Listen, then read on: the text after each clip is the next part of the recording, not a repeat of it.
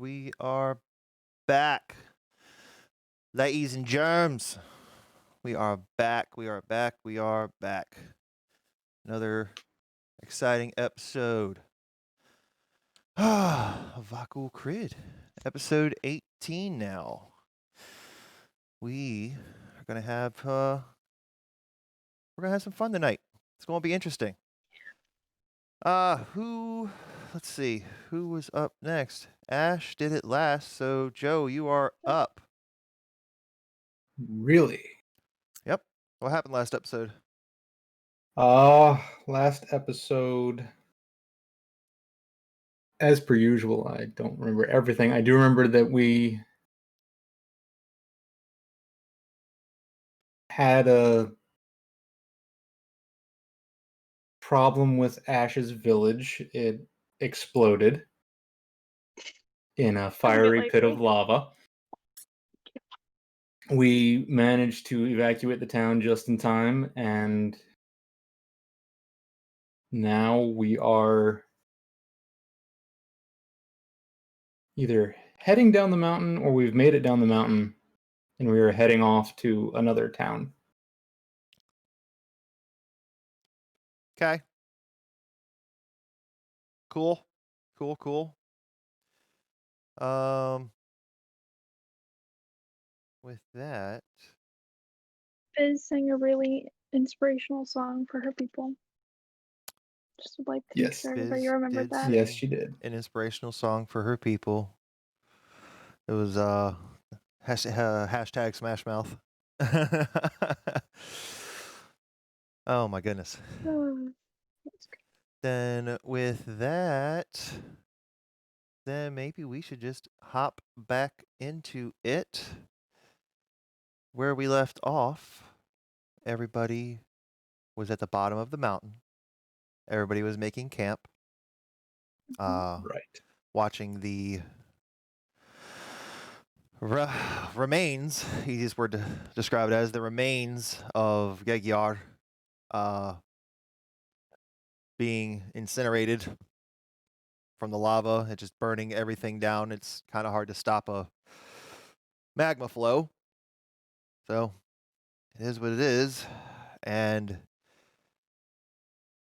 with that, we will pick up with everybody has, I believe, gone to sleep, unless anybody has anything specific they would like to do during the evening.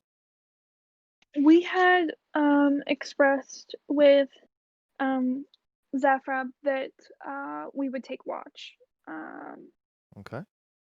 So who would like to take the first watch, since you are in the wilds? I'll do it. Okay. Okay, Mist will I'll take get, the first I'll get watch. second watch then. Okay. It is approximately 9 o'clock in the evening right now, so we'll start there. Go ahead and give me a perception check there, Mist. Along with a few of the townsfolk are gonna. You can have advantage. Everybody can have advantage on perception this evening, because a couple of the people in town are probably gonna stay up and just help watch, because there are a lot of them. There are a lot of people in town right now. 16. Okay. Ready? 16. Let's see. Anything happens. Okay. With that, you meander about, kind of walking the perimeter of the camp and just making sure everybody seems settled in and everybody seems, well, lack of a better term, okay. Kind of hard that, I mean, they just lost everything that they own in their town, so kind of hard to be okay. But your watch actually goes over with no issue. People just kind of see you. A few of the gnomes, townsfolk, just kind of see you and thank you here and there on your watch, and just go about their business, either going to bed or making sure their children are okay, and or just helping you keep watch. So, but yeah, it's approximately 11 o'clock, and nothing of import has happened. Cool. I'll go look up Biz and let her know it's our watch.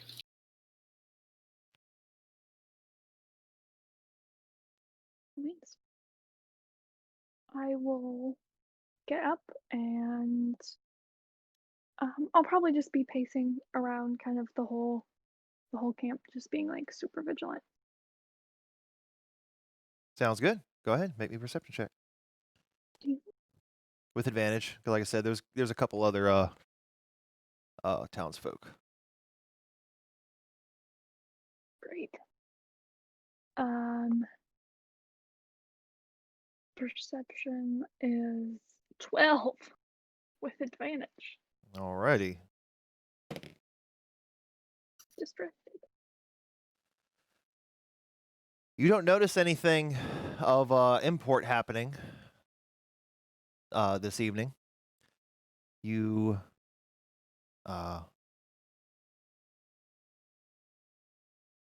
do decide to just relax for just a moment and just take a breather and just kind of look up at the stars. And it's been a long time since you've actually been able to sit and look at the stars. At least it feels like ages from being inside that mountain. And you saw the stars from on top of the mountain before, but now you're really trying to see the stars, but the ambient light from the burning ofEgyar is actually kind of throwing off your night vision just a little bit, being able to see the remainder of the stars. And you feel like you've lost, at this point, you feel like you've lost more than your town. You've lost an old friend. You can't see the stars that used to bring you solace and comfort. So, but you know it's only temporary, as the fires aren't going to burn forever. And with that, it's about 1 a.m. and your watch, actually, nothing of import that anyone has noticed happened. Okay. I'll take next if you want to come wake me up. Okay. I will go wake up Carrick. Alrighty. So you go and wake up Carrick.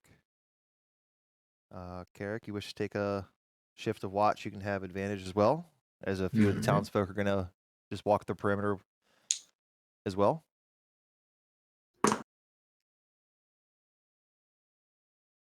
Come on.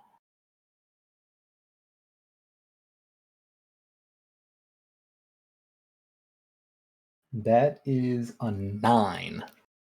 Guys are just doing fantastic right now. 2 and a 4. I rolled a 2 and a 4. Okay.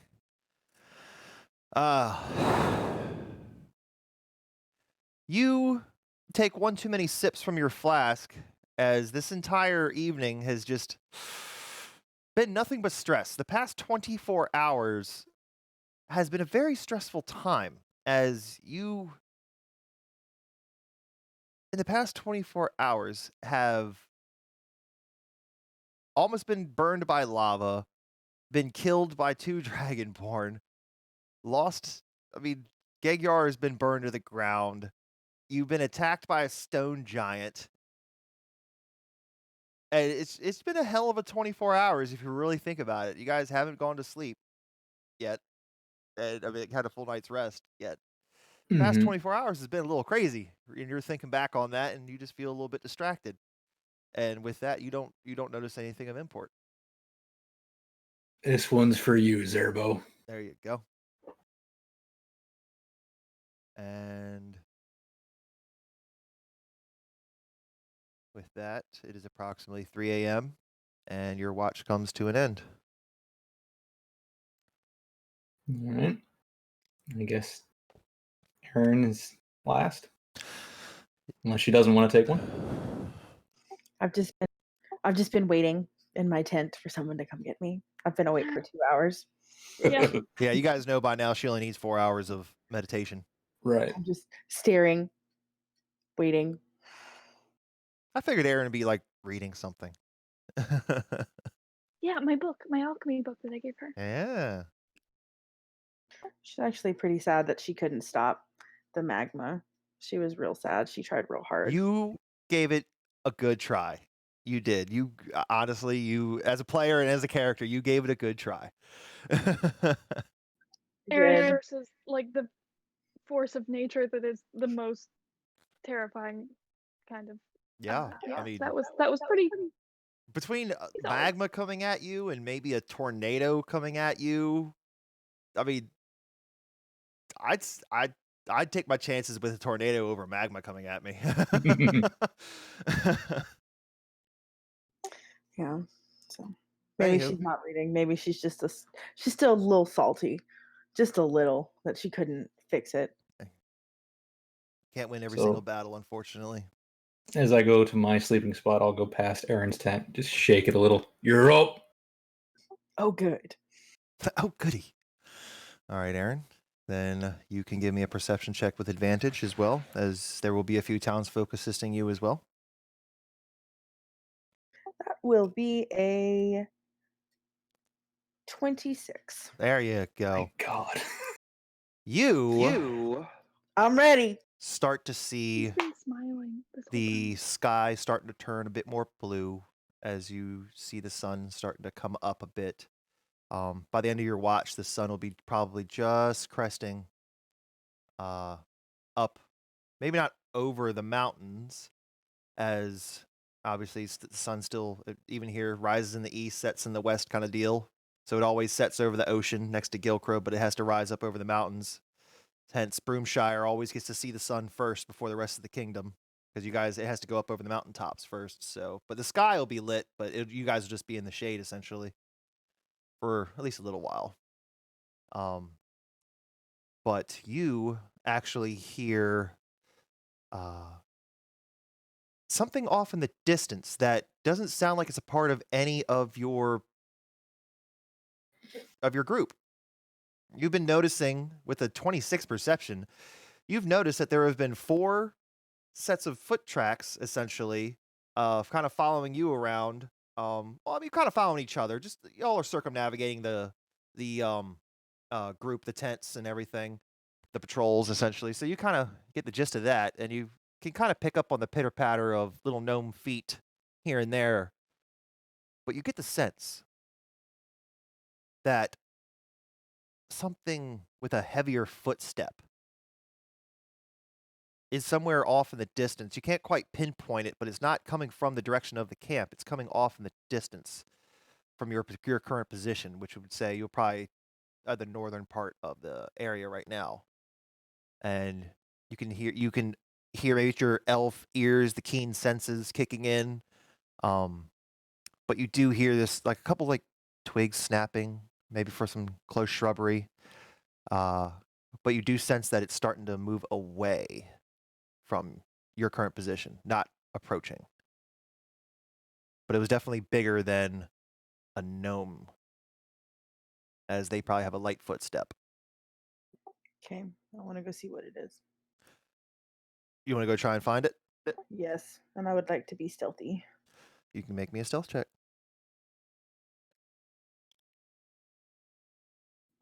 9.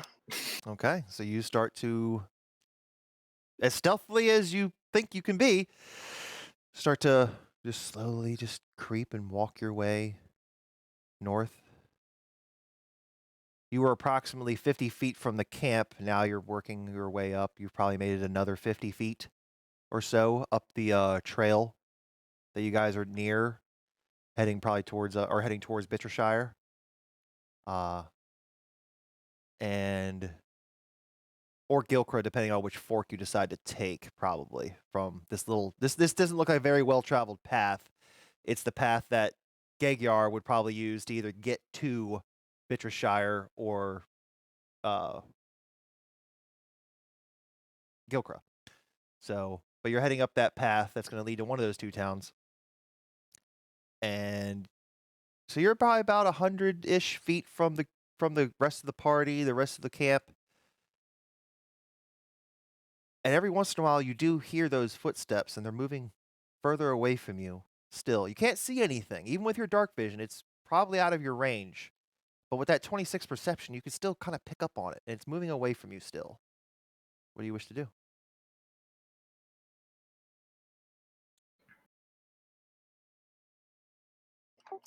Okay. So let me pull up my map for topography. Right now, you guys are just in a very, like, plains type area. You're at the bottom of the Uh-huh. mountain, so you guys are camping near more of a rocky area, but it is starting to turn more grassy. A little bit of shrubs here and there. You guys are probably not necessarily on the outskirts of the Forbidden Lush, but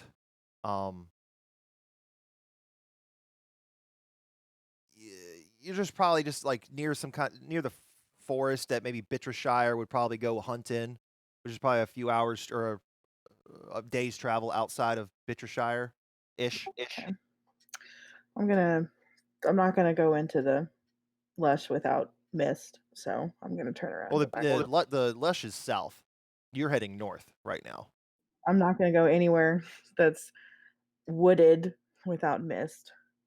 Okay. So I'm gonna head back. Wait, before I head back, can I look and see if I can find any tracks to determine? Make me a survival check. Okay, what's survival? Oh, shit, I've never done one of those before.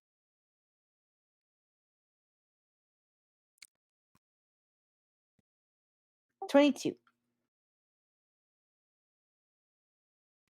The 22. As you're traveling, about to maybe give up on pursuing this, or maybe not. Give up's probably the wrong word. Probably just thinking twice of maybe getting too far from your companions. You start to work your way back, and out of the corner of your eye, you only go about 10 feet. Out of the corner of your eye, you see some footprints near a bush, and you actually do see a couple twigs that have been snapped from maybe somebody kneeling down, and you see a knee print next to a footprint, as somebody was definitely kneeling down behind the bushes and kind of spying on you guys. And with that high of a survival, I'll say you can definitely identify this as an orc track.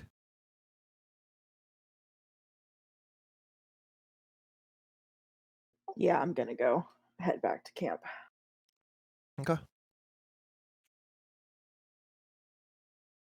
All right, so you make your way back to camp, and by the end of your shift, the sun is starting to come up.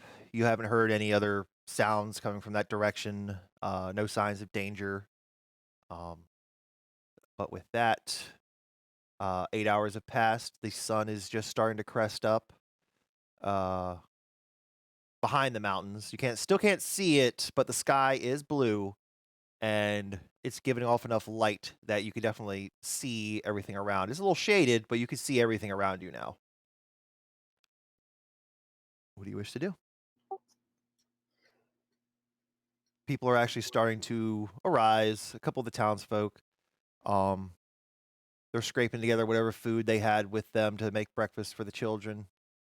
Not a lot of children in the town. There's a few, but they're just starting to feed little guys first, so they don't freak out. And then you do see. See, I knew I'd forget to load something. What's your town's mayor again? Mayor-ish person? Zar's, I'll go back to it. Holy crap. I'm loading it right now. Zafreb. Thank you. Penguin. That's right. There it is. I have too many names to remember. There it is. Zafrab. Okay. Zafrab. You do notice Zafrab starting to approach you. It just wishes you a good morning to you. There was an orc watching this camp last night. Yeah, they're out and about here and there. They never really given us any trouble. There's a few pocks here and there of orcs, but we outnumber them, and they might think they're tough, but for the most part, they've never given us any trouble. Okay. Oh, good morning, also. Good morning to you, Miss Allen. If you would like to wake the rest of your party, we all plan on moving out within the hour. I'm gonna go find Biz. Good. I'm sleeping very hard. My face is in the pillow. You have a pillow? My face is in some sort of squishier bedroll type thing. Gotcha. So everybody else is in freaking shambles, but Biz has a pillow. I travel light. I'm gonna wake Biz up gently. Oh, is it morning already? Is it It already is. daylight? It is already daylight, and I discovered that an orc was watching our camp last night. Well, that's a weird dream. It's not a weird dream. It's a real thing. I found the tracks. There was an orc watching this camp last night. But I was, and Carrick and I, and we had already, and then Miss actually first was watching. We all were watching. And there was an orc watching all of you.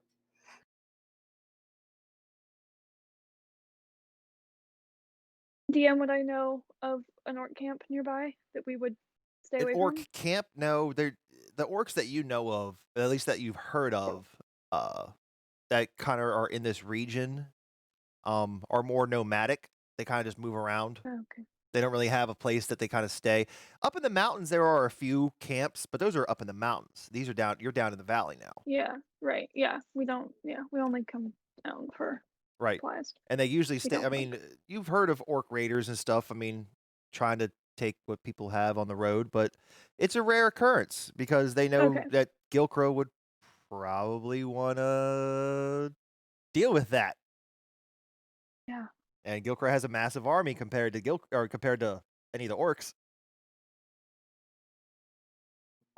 Well, that's terrible. I told the mayor, and he said it's not a big deal because they've been around for a while, and they don't really mess with y'all, with your town, because y'all outnumber them quite a bit. But your town was destroyed, and an orc was watching this camp last night. Well, and it's not just the town anymore, it's us. And we have drawn our fair share of attention from everywhere. So it's got to be us. It's probably paid off by Dragonborn scum. Bastards. Yeah. Okay, this is terrible. This is super terrible. I'm gonna go wake up Mist and Carrick, but I wanted to tell you first. I appreciate it. I have no idea what the plans are, and the last time I tried to make a plan, it was crap. So yeah, let's go get Mist. Okay. How about you go get Carrick and I'll go get Mist? That's a better idea. Okay. I'm gonna go to Mist's sleeping area. As you're traveling to Mist's sleeping area, Mist is probably perched up in a tree somewhere. And not too many trees around. You only got like 2 trees to choose from, so you can track them down pretty easy. But I briefly think about going to find him, but I decide that that's really rude, and so I don't. Oh my god, it's great. That's great. I love it. And as you're trying to find Mist, you do see a couple of the children just kind of eating their breakfast and just kind of joyfully kind of playing just a little bit, as maybe it hasn't really set in 100% in the morning now that they don't have a home to return to. And it breaks your heart a little bit, but at the same time, it brings you joy seeing that the children are actually not necessarily okay with it, but they're taking it pretty well. These children seem very stalwart. They're very strong-willed. Look at Biz. So, That's good. but you go ahead. I wish I had some kind of like way to do something fancy, like with lights or little flickering flames or something, so I could just kind of like entertain them for a minute. But Can't you grow some kind of plant out of the ground or something like that? Something small? Some kind of prestidigitation Yeah, or a flower. anything like that? I don't know if I can't do that with my spells. I had plant growth, but I got rid of it to get call lightning, and so I don't have it prepared right now. Okay. but You can give him a I do performance have. check. You can try and do like a magic trick or something like that with some rocks. You can totally. That's what performance is for. You can totally do that kind of thing if you would like. Well, I have a produce flame, and so like Okay. in my head, I want to do something, but instead of like hurling flames at something, I want it to look like little twinkling sparks. Yeah, produce flame is probably a little OP for that. Yeah, see what I mean? Yeah. Can I just think about it. druid I craft? stand. I don't have druid craft. Mm, It's not one of my prepared cantrips, but I could do it if I had it. So I'm just gonna stand and stare awkwardly at the children, and like the minute it gets a little too weird, I'm gonna go find Mist. One of the children actually run up to you, little boy. Hi. I just want to say, I think you're pretty. And he runs off. That's so cute. And then the other little boys are like, like teasing him like that. You think she's cute? You think she's cute? That kind of thing. No. And they kind of go out and play again. And Okay. you I'm find gonna Mist. go You find find- Mist up in a tree, Deal. snoozing it out. Is his tail within grabbing distance? Probably not. He's probably got it wrapped over his waist, so nothing's dangling down. I'm gonna take my staff and I'm gonna poke him with it. Okay. Where do you poke him? In the side. Mist, you feel this poking sensation in your hip. Just kind of turn and try to keep my eyes closed. What's going on? It's morning, and an orc watched our camp all night last night. Are we all alive? Yes.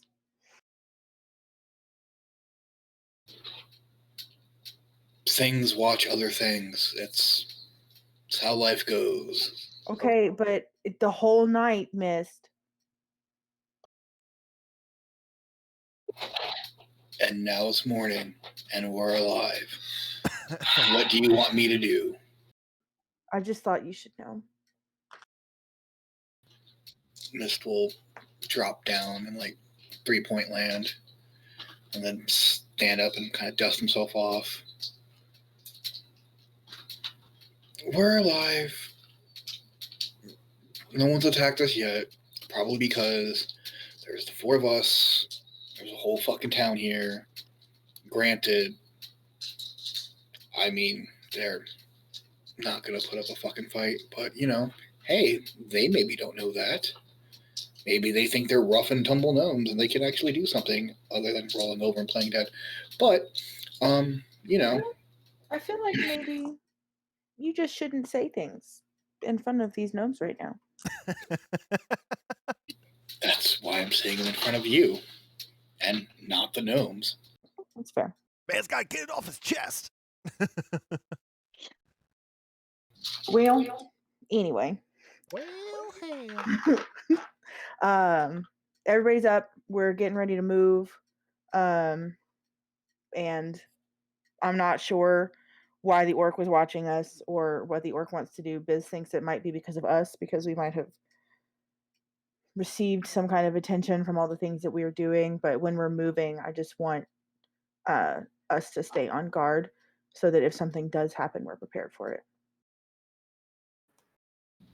Yeah, that's fine. I'll keep my eyes out. And honestly, she's probably halfway, right? Maybe. Also, you know, town went boom. So Fair. probably a lot of people came to see what's going on. All right. Well, I'm going to turn around. This conversation is over. We're like, we got to go. And on the way back, I want to find the shiniest rock that I can. Okay. Perception There's check. a diamond on the ground. Right in front. 22. Damn. Plus 7 perception. Oh yeah, man. I know you got it. Alrighty. You actually do find at the base of the tree Or fairly close, not necessarily the base, but about like 2-3 feet away from it, you actually do find a nice like quartz rock. You know what I mean? Kind of sticking up just out of like maybe a root has over time pushed it up out of the ground, and it's kind of chilling right next to one of the roots of the trees. It's a very like shimmering like white, but it has a pink hue to it, and it's probably about the size of a golf ball. I'm gonna grab it, Okay. and I'm gonna go find that little boy who told me I was cute, and I'm gonna give it to him. Oh, that's easy enough. On your way back, you see them still kind of like playing around one of the campfires, and you see the nappy-headed, dirty, bruised up scars and stuff, just like everybody else around here, just from the way they've been treated. Doesn't seem to bother him though. Doesn't seem to slow this little boy down at all, and you find him. Oh hi! Oh, Hi! Hi. I'm gonna like kneel down, and I'm gonna hold my hand out, and it's gonna be a closed fist. I say, I can talk to animals, and I can do stuff. Can you? Mm-hmm. And I know. Can you do it right now? Do you want me to talk to animals right now? Yeah. Are there animals around me? You see the kid looking around. Can you talk to the cat man? He's looking at Mist. He hasn't heard anything. He's never seen Mist talk, so he doesn't even know if Mist can speak. Can you talk to the kitty cat man? Sure. Mist. Do I hear any of this? Yeah, you're probably like 5 feet from her. Oh, well, fuck it. Mist will come, like, go over there. And he's looking up at you because you're much taller than he is. Whoa. And Mist just kind of like, he'll look down at the kid, he'll look to Aaron, and he's so trying not to like laugh at this point. He's just like, no. He can talk. He can talk. What did he say? He said hello. Hi, Mr. Kitty Cat Man. Can you understand what I'm saying? And Mist will just kind of, he'll gently purr. Oh, I think he likes me. And he like comes over and like tries to like pet your hand. Mist will kind of put his hand and he'll let him pet it, and he'll kind of muss up his hair. Oh, he's nice. I like him too. But I can tell that you are a very special gnome, and I have a present for you. Oh, And I I'm like presents. gonna open my hand, and I'm gonna show him the rock. Oh, I haven't seen a rose quartz in a long time. That's for me? All for you. Oh. And he like gives you like this like he's like and he comes out for a big hug and like hugs your leg real quickly as he kind of like as he steps back, he like snatches the little quartz. He's like, "Thanks." You're welcome. And I'm gonna get up and walk away. I still think you're cute. And he runs away. Thanks, Mr. Kitty Cat Man. As he's running away. Mist just nods and waves. Oh dang it! What's his name? Never called his name. All right, let's Oh, go over to Biz finding Carrick. Okay. I'm going to go over to Carrick. Oh man, if you were in a tent, this would be easier.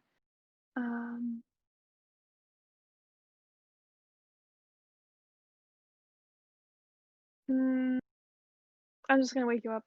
I had a whole thing planned. Aborted. Then do it. I want to see the No, plan. it doesn't. It's not. It doesn't work. We're gonna save it for a better time. Okay. Do you, boo boo?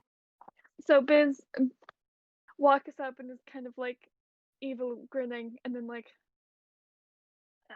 and then just kind of goes over to where Carrick is because we're kind of like sleeping under the stars sort of situation. Most people are. There's a few tents that you had, but most people are sleeping Yeah, under but the those stars. are like for the kids and stuff. Right. Yeah.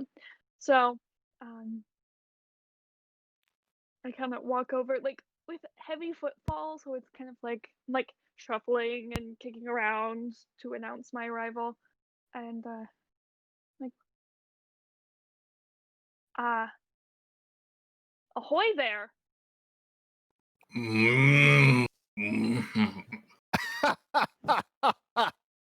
Carrick has his cap down. He's perched up against a stump, bottle in hand, upside down, so it's completely empty. Great. That's all you did get as a sleep? grumble. Yep. Did you sleep?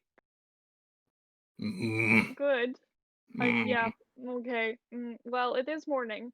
Fun news. We have orcs to deal with on top of the town that is no longer there. A band of refugees and dwindling food supply. So happy Monday or whatever day it is. This would be a Tuesday. Yesterday would have been a Monday. Probably. That was bad. Yeah, I would hope it wasn't a Sunday. That would suck. On my weekends, my town burns down. Yeah. So good morning. It's kind of shite, but if you'd like to help me figure out a plan for these new assholes we're gonna have to deal with, I'd appreciate it. Cap's still down. Well, we all got to deal with assholes, I guess. But sure, let's figure something out. Pushes it back. All right. Maybe we get breakfast first. Do you have eggs? I know I said dwindling food supplies, but I really feel like eggs. We're in the forest, Miss Biz. I'm sure we could find some eggs. Not really in the maybe I should- forest. You guys are out in the open. But There are trees around us. There's a I'm few. assuming There's a few trees. we Yeah. could find some eggs. Yeah. There's a few trees. Maybe we should task Mist with climbing up trees and finding us eggs. All right. I think that's the best use of his skills. I'm sure he would take to that very well this morning. Do I want to have to deal with Mist or no eggs? Oh God, what eggs? While Biz is sitting there kind of pondering this, Carrick just finds a tree and climbs it. All right. You can give me an investigation then, Carrick. Yep. You just climb that tree? Come on. You just straight up Cock. climb that tree? Yeah, there's two trees kind of nearby, and he climbs up one of them. Mist was kind of sleeping in the other. That's a 19. You actually do find a couple birds' eggs up there in a little nest. No birds to be found as of right now, but you find three tiny little eggs. I will pocket them, climb down the tree. Well, one of us is getting some eggs. Pull out these 3 little robin's eggs. There you go. Oh, no, that those aren't very large. Like I said, one of us is getting some eggs. I will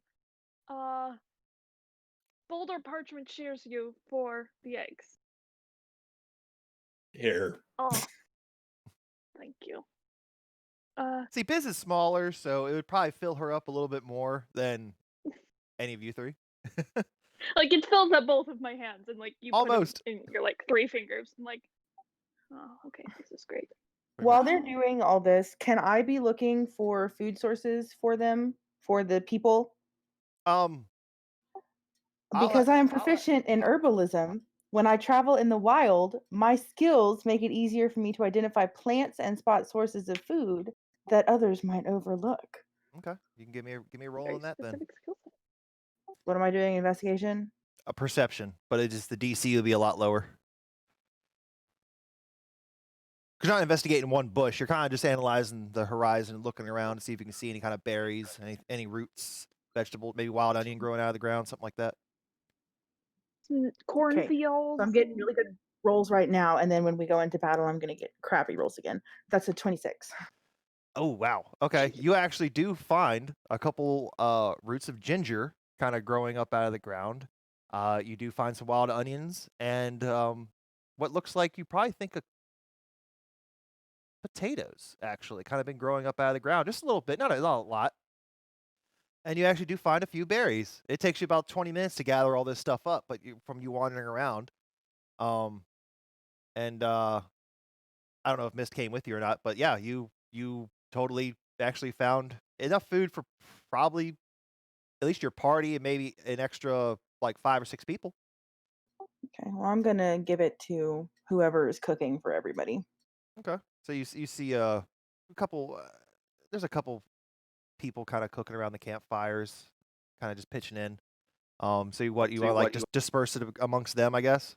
Yep, I'm just gonna give Amongst it like to them. the And 3 people cooking. Okay. Well, you approach them, they all thank you and you see one of the women who was cooking, kind of like you bring like a little bit of a tear to her eye. Just thank you very much. Thank you. can't say anything because I'm about to cry. So I'm just gonna like awkwardly nod my head and then go find Carrick and Biz. All right.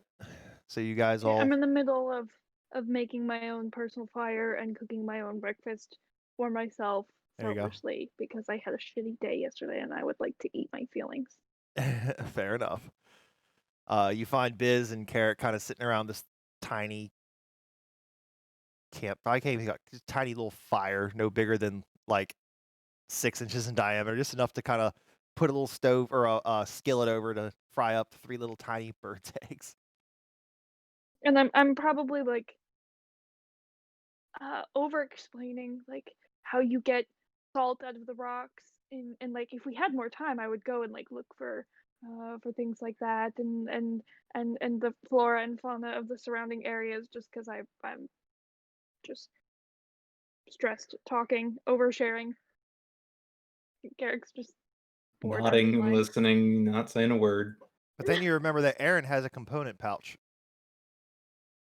Yeah, I I'm do just gonna like pull out some mushrooms and crumble them and like put them in Biz's eggs for her. There you go. Can I roll a perception check? For Because I'm just running my mouth to see if she like dumps them in there. Oh, okay. Because I feel yeah. like Biz would not have any idea Yeah, that yeah. happened. Yeah, no, that's a 2.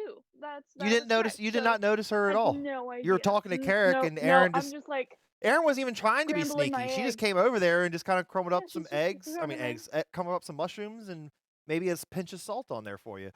You didn't even Mhm. notice. Perfect. And as you look Can I back roll down, for a mushroom allergy?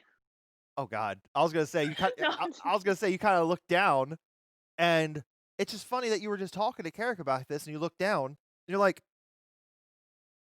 you look. I mean, you see Aaron now, but you look down, and you're like, you get this feeling. It's like, am I magic?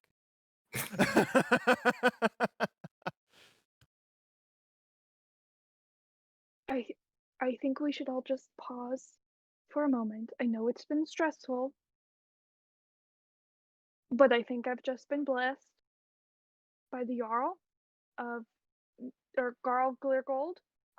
Thanks to our good singing last night, he just produced mushrooms in my eggs.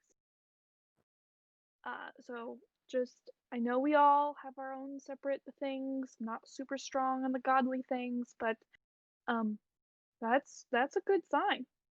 After I finish these, we should look into that. And Yes, I devour my yes, eggs. we should. Mhm. All right, and Yeah, she starts. I'm not saying eggs. anything. Right, you're kind of milking this scene for all it's worth. Like, this is funny. She needs to feel like she's been blessed. There you So I'm not Yeah. gonna say anything about it. There you go. She needs this right now. Don't you say a damn word. All right, cool beans. Well, with that, you guys kind of scrounge together what other rations you guys may have had and start to eat, get your breakfast in. And Zafrab, kind of, you hear he walks in the middle of like the encampment and kind of claps his hands a bit. Everyone, I'd like your attention. I appreciate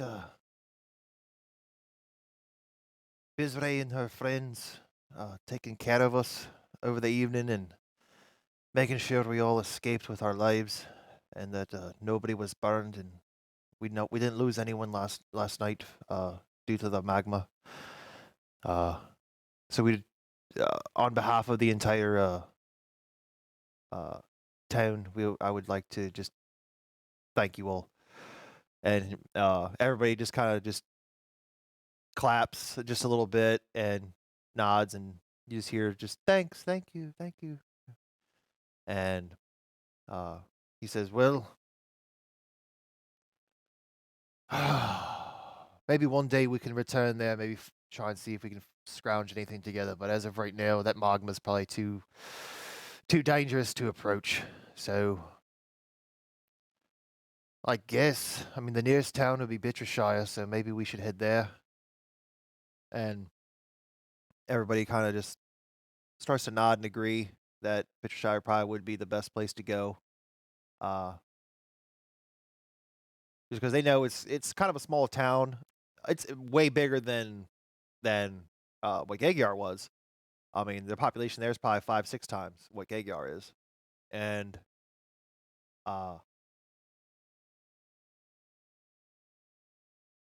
so Zafrab just kind of gets everybody. Is like, all right, let's give it a couple more minutes, but let's wrap up the tents and anything else, and let's go ahead and move out. And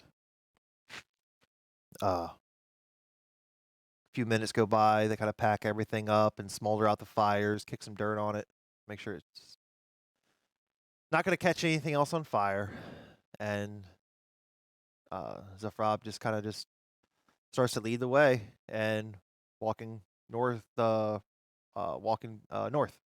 essentially towards the Bittershire Gilcra crossroads. A few hours pass, and you guys you start to notice that, I mean, the sun has obviously gone up. It's probably been about 3 hours now, and you guys have now come to the end of the little path less traveled dirt path that you would take to get to Gaegyar. And you kind of see this, like, yeah, this doesn't seem like a very well-traveled path. You'd almost miss it. If you weren't looking for it, you probably miss it. If you're on the road, you probably miss it.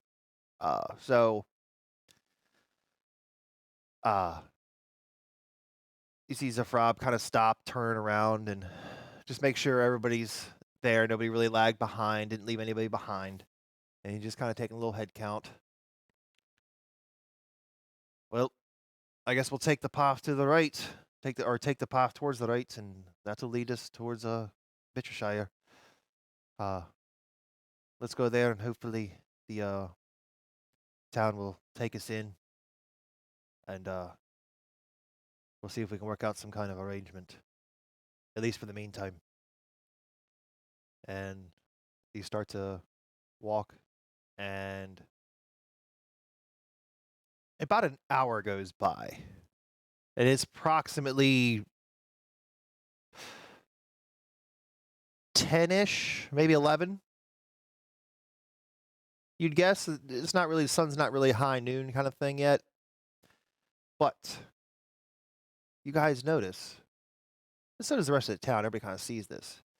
You see 3 people on horseback heading in your direction.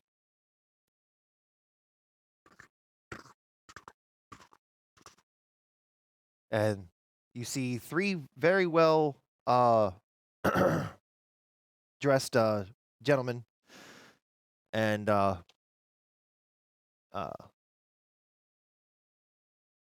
not in like shining armor or anything like that of the sort. They're in more leathers and browns and green garb.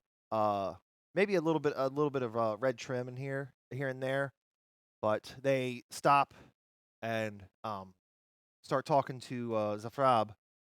And where would you guys be at? Were you guys kind of hanging in the back of the whole town just to be able to watch over them, or were any of you like up front with Zafrab? I wanted to be behind him because Erin wants to talk to him for a minute, and so she's just trying to find the time to pull him aside and talk to him about something, and she's on guard when these people come up. Okay. Uh, I would probably be in the back. I would have probably chatted a bit with Mist on the orc situation. I'm sure he would have told me similarly to what he told Aaron, which is like, yeah, it's a problem. Things follow us, but like, unless it's a problem, we shouldn't chase it. right. So we're just keeping a lookout. Okay.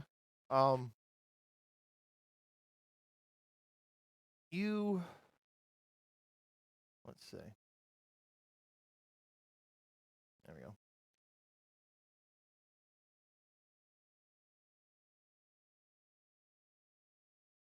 You do notice that, well, whoever was up front, I should say, you do notice that the two gentlemen in the back kind of just hang back and let the one in the middle kind of do the talking. But you see, I mean, they're pretty, they're clean. They don't look dirty. They don't look like ruffians. They probably don't mean you any trouble. You do see that they are pretty well armed, swords and spears and shields. And whoever's up front would hear the gentleman in the middle introduce himself. Blonde hair, blue eyes, fair skin, and he says, goes, "Hail there! Are you all, I would assume, from Gegjar, up on the mountaintop?" And Zafrab, yes, that would be us. Says, "Aye. Is everything okay? Because what are my manners? I'm fingering Doob, and we rode out early last evening. We got things ready and we left in this morning just to make sure everything was okay. It kind of caught us off guard. We were all getting ready for bed, and we heard that Gegard, or at least the area of Gegard, was on fire. What happened?" And Zafrab starts to explain everything that happened about the magma, about the two Dragonborn.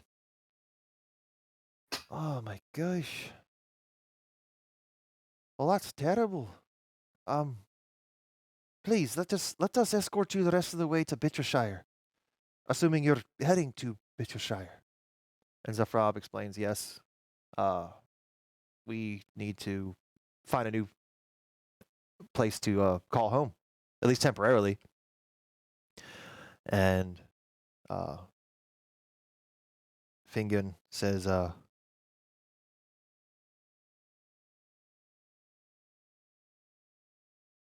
"Please, it'd be my honor if you would allow us to escort you. And let's go talk to the mayor. Let's see if we can do anything." And he just kind of gets off of his horse, and the other two gentlemen do the same, and they start to walk. "Is there anyone who's hurt that cannot walk? Is there anyone who could benefit from riding the horses? Any elderly or children? Anybody who's having a tough time keeping up?" And you get the sense he's a pretty nice guy. And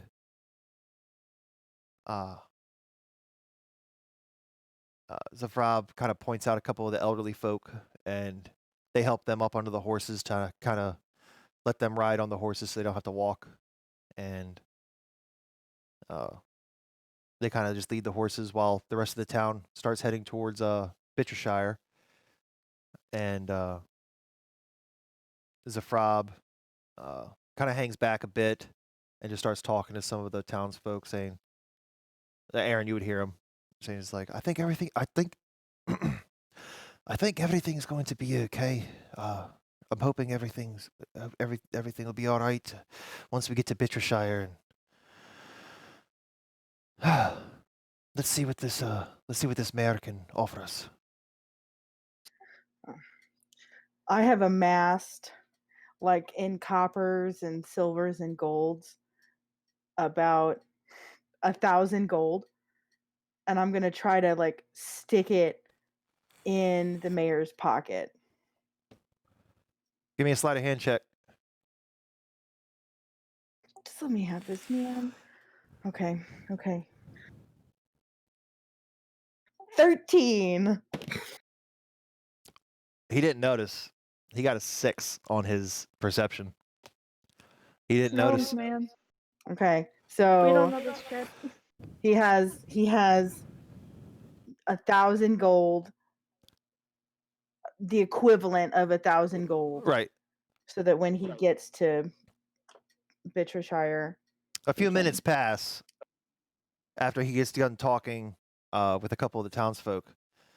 Why is my side a bit heavier? And he reaches in and pulls out this sack, and this isn't mine. And he kind of looks around and looks inside.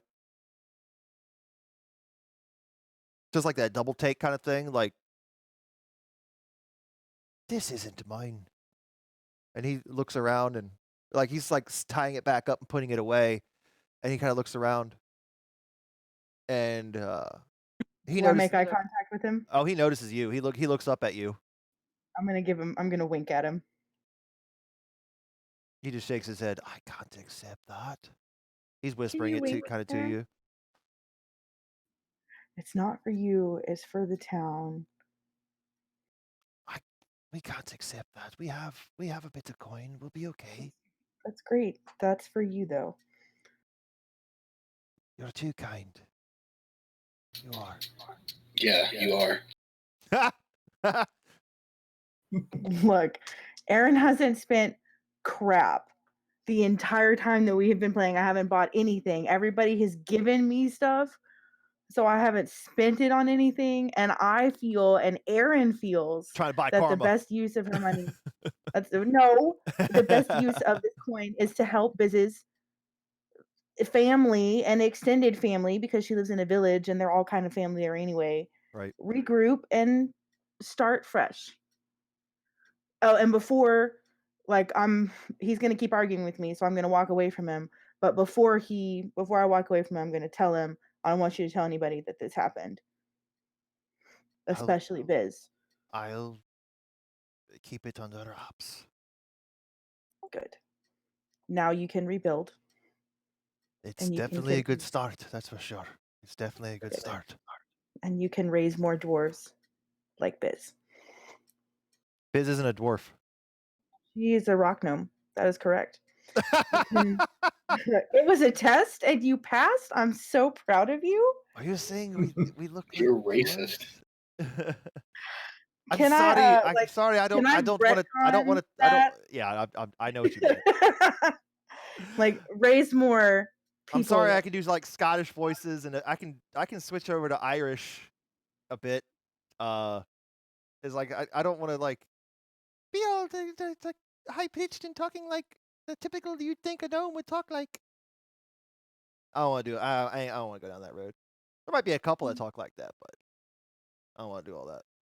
Yep. So nope.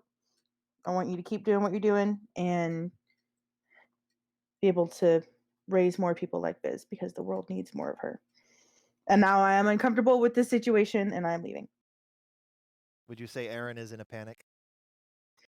Ha ha. Oh no. Oh dear. Oh dear. The pun. Chris over there shaking his head. Don't start, Danny. Don't start. Literally, everybody in streams like, what are you talking about? Inside joke. Anyways, so he humbly takes your coin and puts it back into his own satchel and keeps walking with the rest of the remnants of the town. The men on horseback kind of just chat amongst themselves, or not on horseback, the guards kind of chat amongst themselves. And a few more hours pass, and the sun is not necessarily setting, but it's getting into the afternoon. It's probably closer to 3, and you Can I go guys, talk to the guards or the people on horseback? sure. I mean, they're not riding Okay. right now. Like I said, they're letting the elderly kind of ride, but you can totally do that. Yeah, If- I'd like to kind of walk up next to him. Which one would you like to talk to? The the gentleman that was Fingun, or one of the other two? I wouldn't know who's in charge. How I about would this? You want like to talk to the find blonde-haired the guy, one- or the black-haired guy, or the brown-haired guy? I'm more worried about the color of their horses. They're all chestnut. All 3 of them look pretty similar to each other. They're all chestnuts. That's the color I was hoping for. All right, I'll just go to the first one that I see. All right, you would probably see Fingun then, Okay. the blonde Hi. hair. Excuse me. Quick question. Yes. How can I help you? I don't.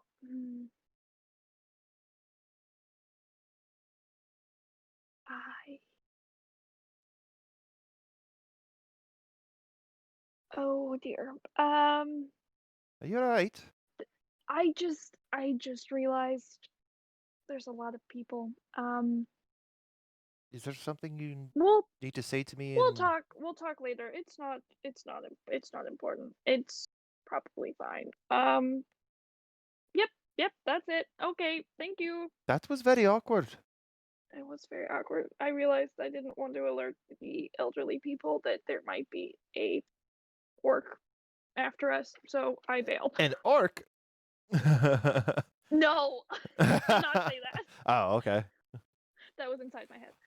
I got you. Just explaining why I was exceedingly awkward. I can't think of anything straight right now. But Gotcha. yeah, so Biz was like, we'll talk later. So whenever like we rest again or something, I would like to talk to him about if he's seen any orcs or is having any problems with them. Gotcha. You very awkwardly make your way back into the pack a bit and rejoin your family. And about another hour passes, and you start to see the outskirts coming up over a hill, the outskirts of Bittershire.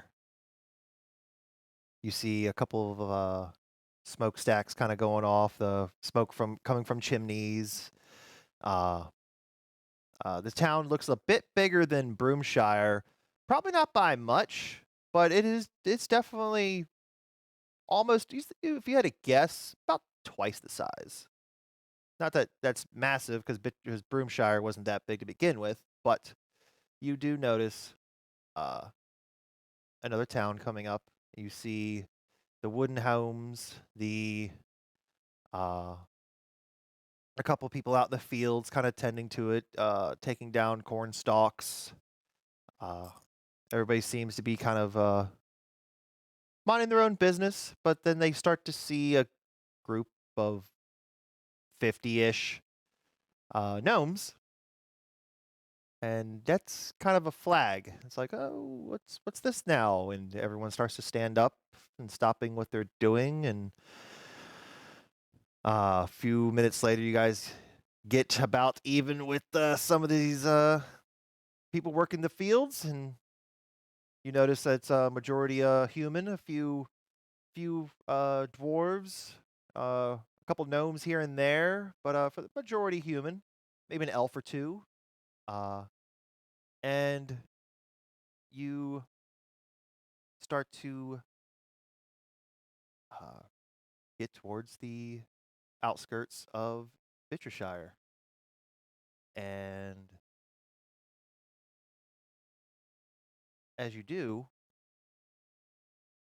Fingon says, Mr. Zafrab, would you like to take the entire group to see the mayor, or would you just rather come with me yourself and we can leave everybody at the inn? We have a very big inn.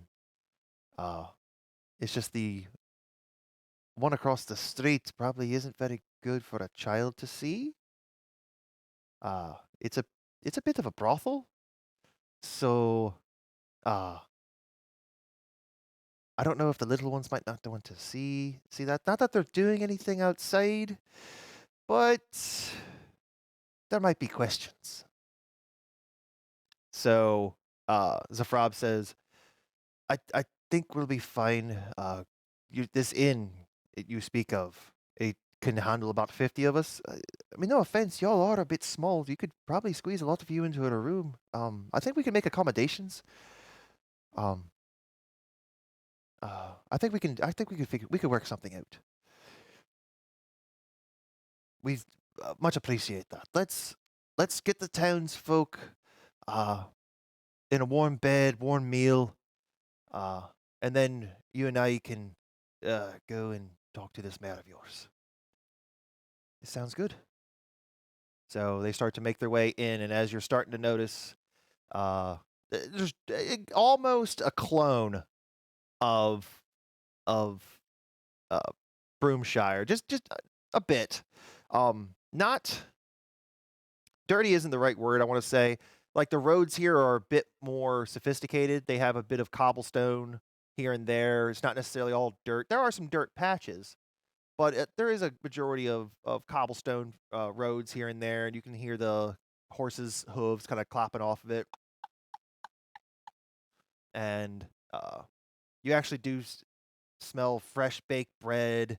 You smell dried cured meats. There's quite a bit more activity here than Broomshire, and he gives you a little bit of a history lesson. Fingon does, as you kind of walk through the town a little bit, and he says, "Well, in case you didn't know, Bittershire is named for the great mother Shantia. Bitra meaning great harvest in Celestial. Shantia is the goddess of life and agriculture. So as we do get a lot of questions about Lathander and Shantia and this, that, and the other, and I cannot speak for the gods, but I wish them the best.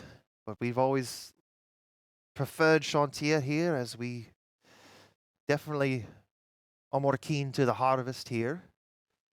And he's kind of just giving you this little spiel, and you guys get to, let's see.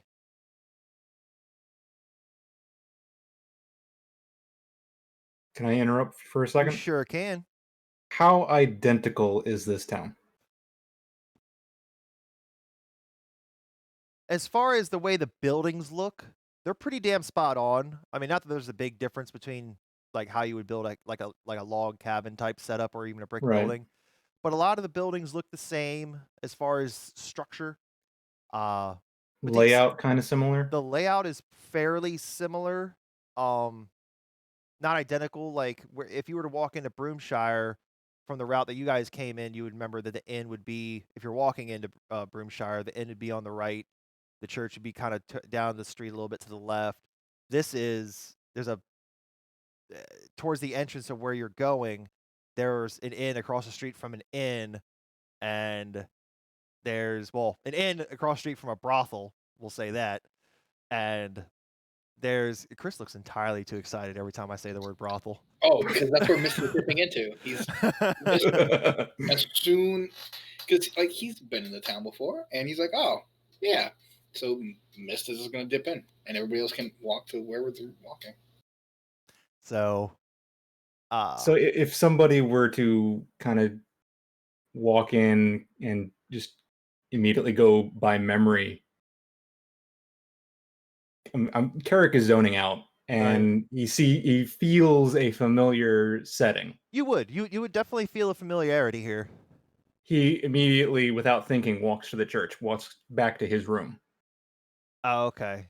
As you start to walk that direction, breaking off from the pack a bit, you realize, wait, there's not a church right here.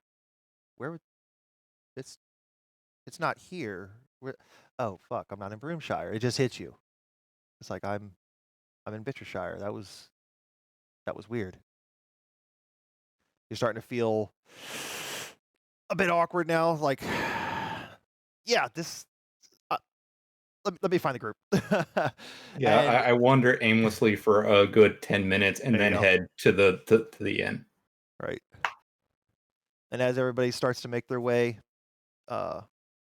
towards the Groggy Wheel Respite, you see Finglin kind of go open the door and let Zafrab in, and just tells everybody kind of wait here for a moment while I talk to get this kind of situated. So they go in for a few minutes and they come back out, and they are accompanied by a human female. Let's see. Good description of her. She is physically imposing, like a dark-skinned woman. Wears a white vest, and a black and tan, like black vest and with a tan shirt. Her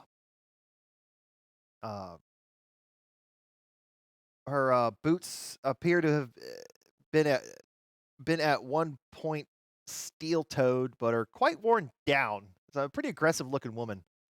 White hair styled in dreadlocks, and she is missing an eye, and looks like she's got, you don't know if it's permanent, but she looks like she has some kind of sunburn on the side of her face just a little bit.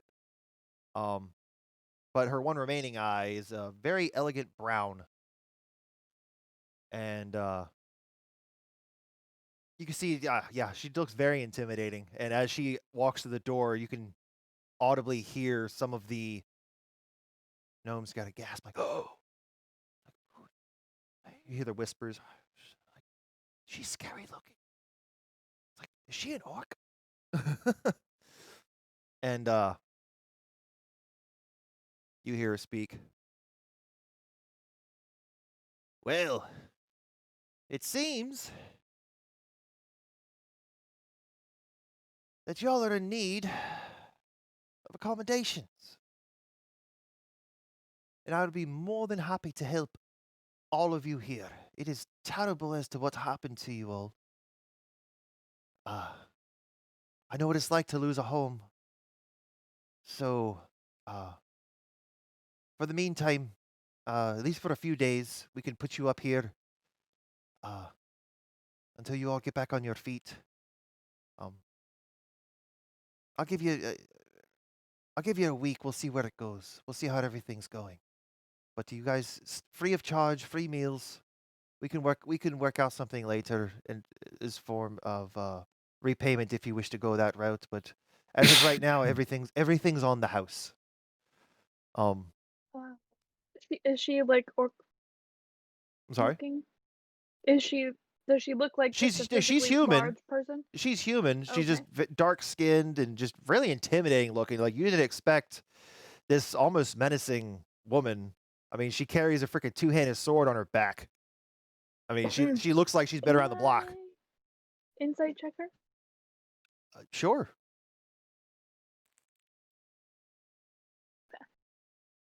Am I proficient? I am proficient.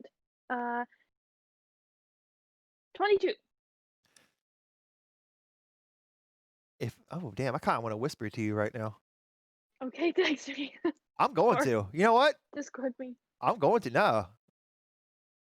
I'm just going to deafen everybody else. Oh, Hold on 1 second. oh, that's really cool because then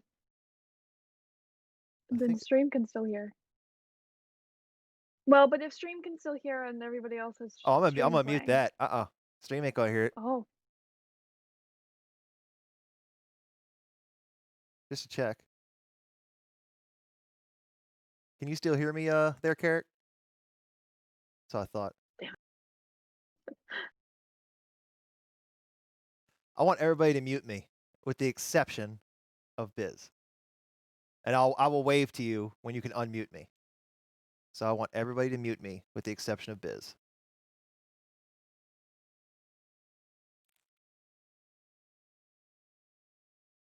Give me a thumbs up. Everybody mute. Give Yeah, me everybody muted.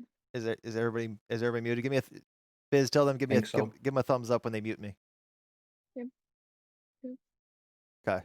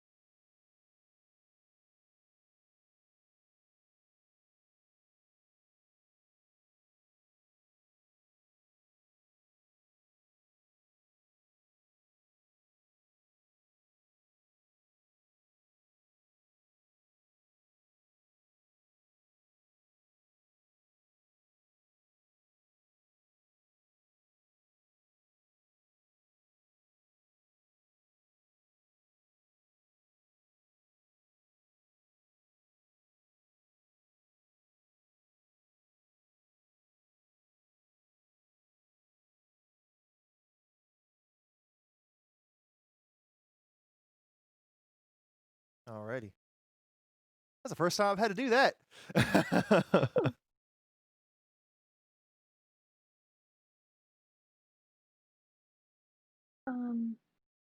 Okay, I'd like to go up to her. Okay. And introduce myself. Hi. My name is Bizri. I work with, or I'm from. I'm with these guys. Anyway, Nice to meet you. Thank you. What is your name?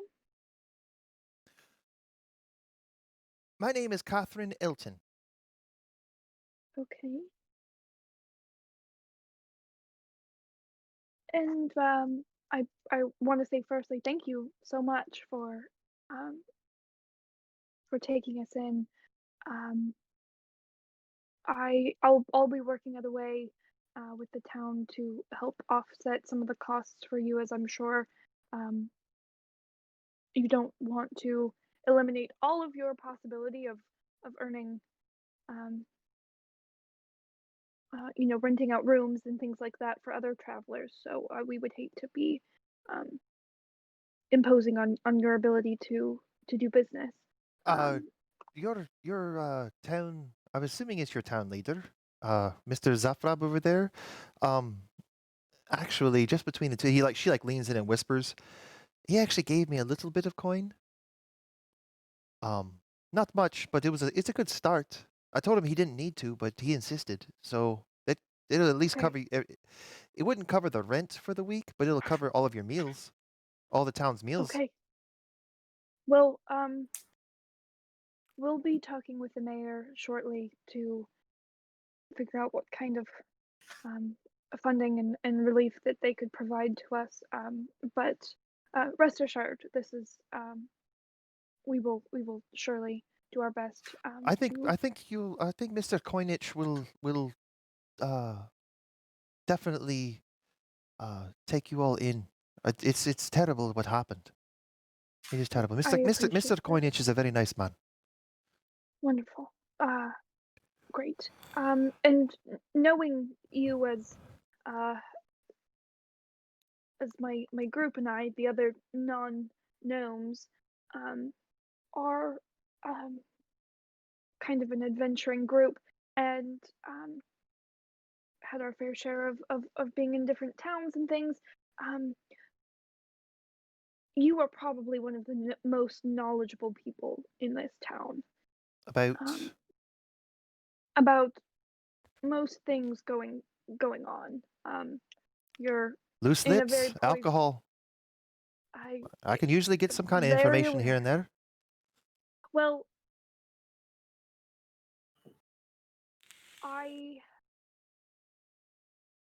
firstly, I'm sure most of Magyar would like to be put to work. Obviously they would like to recover, but anything they can That do sounds to like earn more their of a keep. conversation for Mr. Coinage. I'm sure we can find Okay, something well, for you if to do. Perfect. Okay, so we'll keep that in mind for him. As a personal request, one of the Yes. and I'm kind of looking around. Like, are we like heavily listened to? Is there enough I going mean, on that Magyar is anybody's kind of talking with Fingon right now, and the rest of the town is kind of just okay? watching this conversation that you're having. But there's no other like patrons, outsiders from No, out no. of Magyar. Okay. Uh-uh. As a personal request, part of the unfortunate circumstances in Magyar had to do with two Dragonborn came into Dragonborn? town. It seems like a few months ago. Yes, completely decimated the entire town. I haven't seen and any enslaved. Dragonborn. If that's what you want to know, I haven't seen any. I'm sorry. No, that's all right. But I just figured you should be aware. If you see any Dragonborn come through here, or What do these have Dragonborn look like? anything, there's a red one and a white one. Correct. Yeah. And I don't You remember know the if they white had one, tails. Mozu, his reptilian hair looked more like dreadlocks a bit, while that was Mozu. And the other one, excuse me, didn't really have much hair, just more spiked growth in the back. They did have tails. He was 6'8". He They was both a tall had tails. Dragonborn, They both had and tails. they did have tails. Yes. Okay, and they were they had black with gold trim, and their plate mail was green and pulsing. That's very Notes. very Yeah. descriptive. Which they may be in disguise. At least one of them was a magic user. So trusting your intuition. If anything feels off to you about any outsiders, just keep me in mind. My Did you party get their and I in names? mind. Yes, Edgiak and Mozu. I'll keep that in mind. If I hear anything, I'll let the town guard know. Yes, absolutely. Whatever you need to do, they are more powerful than you could imagine. Unfortunately, it was probably the undoing of Magyar entirely. If they try and do anything like that here, and she kind of reaches up and taps the big sword on her back. It's freaking massive. I mean, that thing is wide. That blade on that thing is probably 9 inches wide. It's huge. And she's like, me and Cleaver over here will take care of it. Well, I would be more than appreciative. And I kind of tap the hilt She of just mine winks. with pommel of She mine. just winks. Okay. And then I will thank her and exit. And she just nods. Fingon then says, everyone, you all have accommodations here for the foreseeable future. Your leader and I are going to go and talk to the mayor.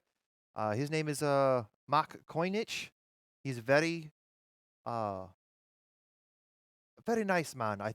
I think we can work something out as far as accommodations. Maybe start putting you some of you to work if you wish. If you feel you need to earn your keep, or maybe we could work something out. We'll see. I'll come back and relay the message. And Zegar just kind of nods. I want everyone to stay in here until I come back. And the town just everybody kind of nods and starts like single filing in. And as they come in, you see Catherine kind of just usher everybody out. You hear, if you're not a gnome, get the fuck out. And you see some of the patrons all grumbly and stuff like that as it's the afternoon. It's like, you won't hear this out of my mouth very often, but we're closed for a week. If you want to drink, go across the street. For a drink and a show. And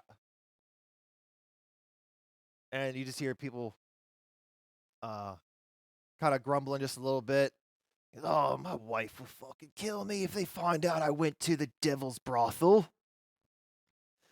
And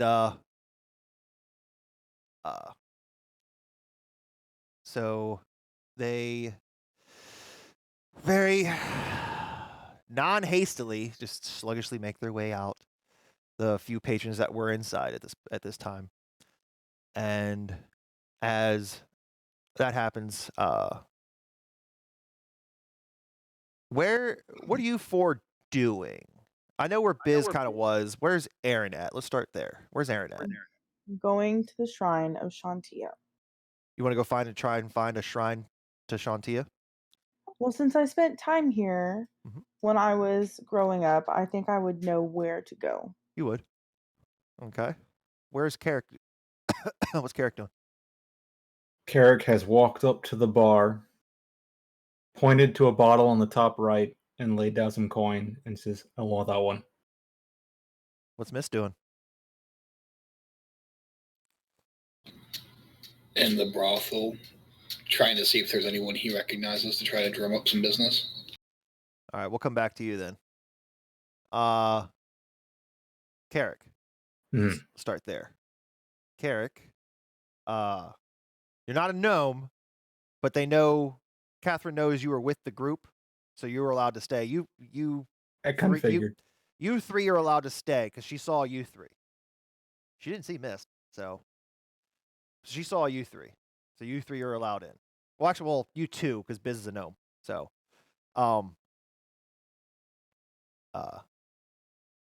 she just grabs the bottle and puts it down. You sure you want this one?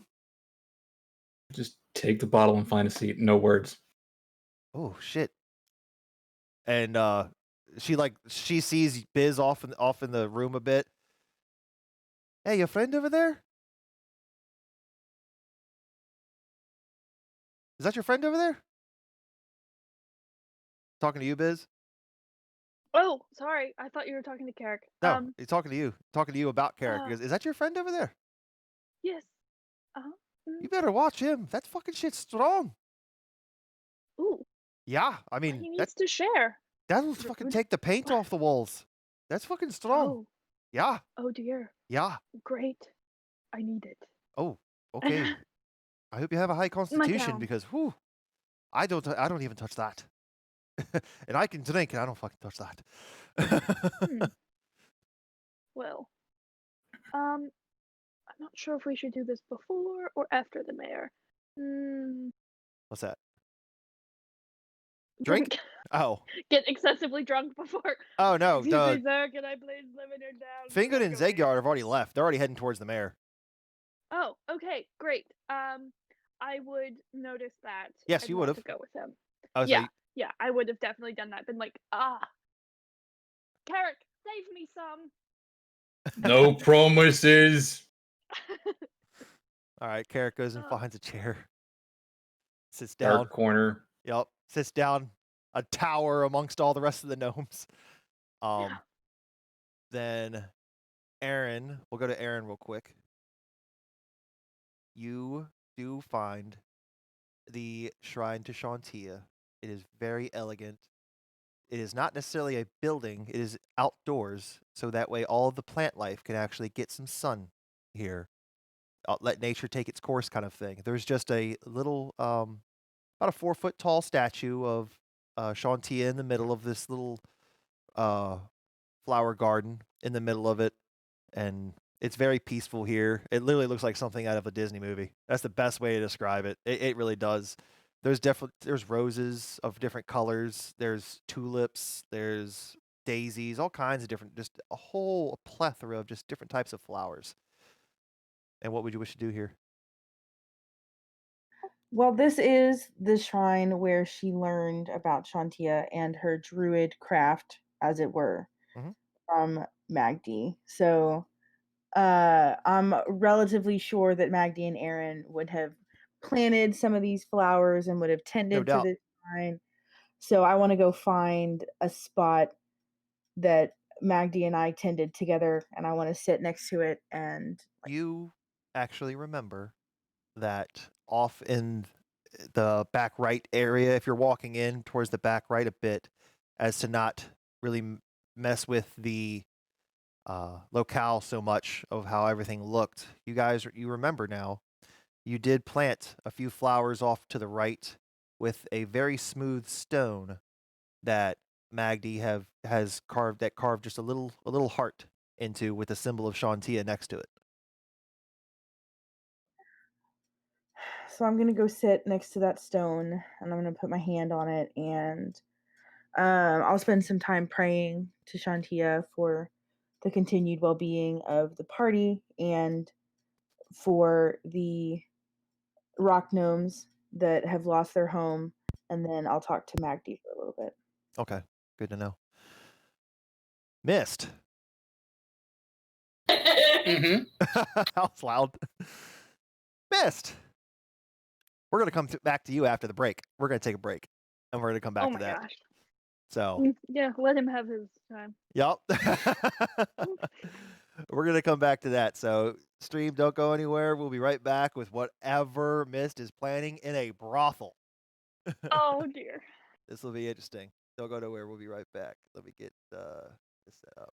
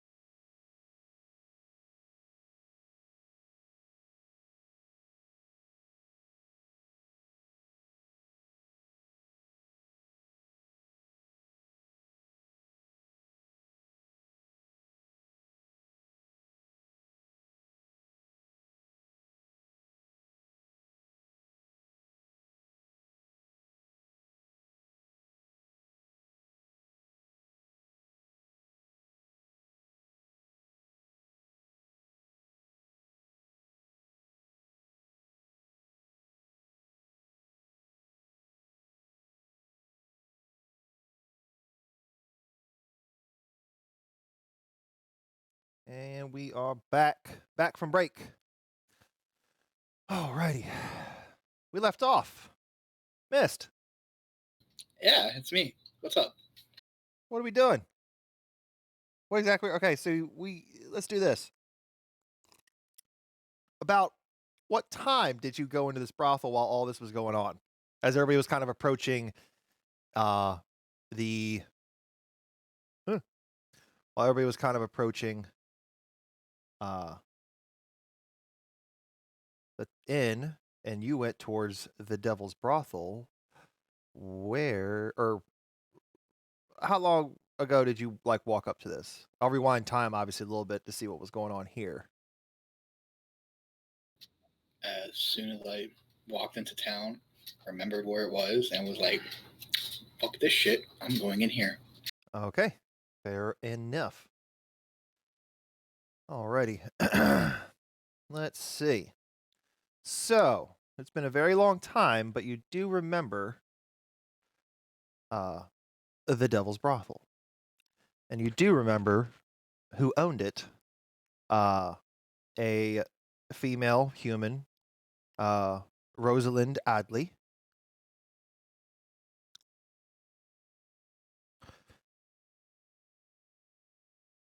And you remember lean but muscular, wears a tan coat over a blue low-cut shirt and a wide-brimmed hat upon her head.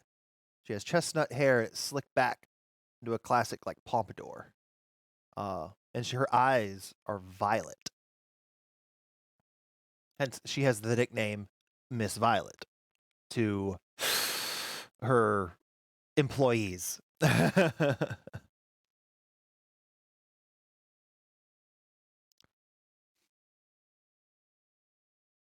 All right, so immediately walking in, I want to do a perception check. Okay, so as you are approaching the entrance to the Devil's Brothel, you do see out the some of the front windows that are the blinds are drawn a bit, but you do see a couple heads kind of just peeking, sets of eyes here and there, just seeing what all the hubbub is, what the commotion is going on outside, and you approach the big, elegant, red and gold trimmed door, and as you fancy. Oh, it's fancy, and as you open it up, you are met with an array of women of the night, so to speak, and a few men, just depending on which way you like to go. You do see quite a few humans in here, but it wouldn't be called the Devil's Brothel if you wouldn't have a few tieflings in here, as there are a handful. Some with violet skin, some with blue skin, some with red skin. And as you enter, you are greeted by Miss Violet, or Miss Adley, however you prefer to refer to her. Welcome, my dear. I saw you come into the town. And oh, yes, no need to introduce yourself. I do remember a handsome, handsome tabaxi. I'll never forget a tabaxi. Mist, was it? Missed your smiles. Quit smoking, dear. It's bad for you. Having spent the past couple of days underground, it's been a bit hard on the lungs, but it's such a pleasure to set eyes upon you again, Rosalind. Do tell. And she holds her hand out to you. Mist easily takes it, kisses the top of her palm, and such a gentleman. Ladies? And she, 3 or 4 of the tieflings actually come over and just start eyeballing you up and down, looking at this handsome tabaxi. And some of them are touching the tip of your bow and everything like that, running their fingers down it. And just up and down your hands and arms a little bit. It's like, I've never met you before. Like, who is this? Miss Violet? Do you know who this is? This is a very old customer of ours. You girls. No, I don't think any of you would recognize him. How can we help you today?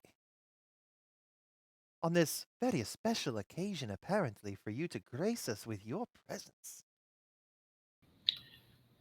And this is where, having been in the town for quite a while and adventures, and this seems to be the one place it would work, I would like to use my criminal background and meet up with whoever I have in the town in order to contact and kind of talk shop. That would be Miss Violet. Mm. She knows the underdwellings of... This is a little town, so there's not a lot going on, but she has an ear to the ground and kind of hears what's going on in Gilcra. And people talk and Exactly. get a little loose. Exactly. No pun intended. Mhm. So he'll just kind of look at all the tieflings and look to Rosalind. Oh, well, it seems I'm the pick of the litter, as they say. Oh. But That was punny. but Still the same sense of humor. Still the same sense of a lot of things. He'll kind of smile to each of them. Ladies, if I was here under different pretenses, I'm sure the four of us could get along quite magnificently. However... Oh, don't turn us down. Oh, Miss it's Violet, not please turning... let us have him, please. Let's just say it's not turning down as much as it is. Let me put business before I put pleasure. Okay, you come see us if you would like the pleasure part. Oh, I most certainly will. And they kind of just walk away from you and leave you and Lady Violet to have your conversation. So, I've been out of town a while. Yes, you have. Any news? Anything worth a couple of drinks and maybe some coin? Let's go sit down. And she brings you to the back, like VIP type table, all the way in the back, where it's strictly just Miss Violet's like table. Nobody else is allowed to sit there except her and her client. And take you in the back, very elegant. There's just that nice glass and crystal chandelier is above the room. Everything is just decked in reds and purples and violets of just like suede. Everything is just everything is soft. Everything in here is soft. And she kind of sits you down on the bench seat, essentially, and she sits across from you. Did you have anything in particular that you're looking for, Mr. Mist?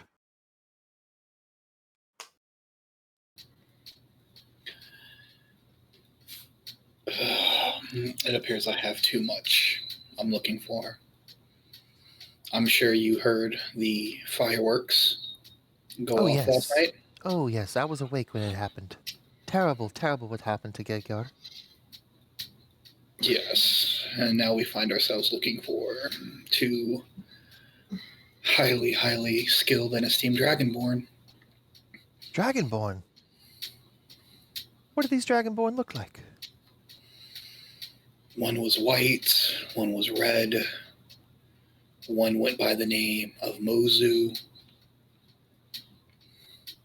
The other was, if I recall correctly, Edyak. Yeah, Edyak, yeah. With mention of Mozu, she actually looks up to you, brow raised. You know Mozu? I know of him. One of my, let's call him a compatriot, knows him. It seems they go back a bit on their seafaring days. That makes However, sense. The Mozu I knew definitely was a pirate in ill regard. oh, yes. And Mist will kind of take a deep breath and kind of rub at his solar plexus and his chest from where he got the shit kicked out of him. Well, I'm not going to go into detail on how I know Mozu.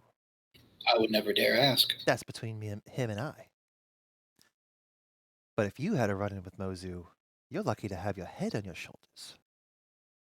Is he responsible for what happened to Gegard? For the explosion, I would put some money on it.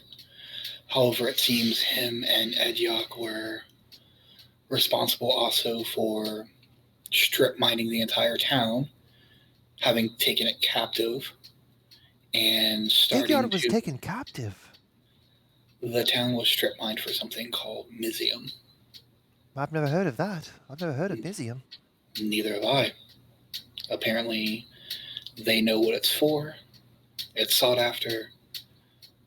They stripped the entire mine almost completely clean. Huh. So they were after this material, Mizium, and they took over the town? Just strip mined it, huh? Mm-hmm. Killed quite a few. That's terrible. Well, And then, I don't know how I can help you in this situation. just any information you might hear that comes through these parts. I'm not going to ask you to sell anyone out. That's why you're still in business for as long as you've been. Everybody in this area, if they don't trust you, they at least know that there's honor amongst our clientele. Well, honor only goes so far.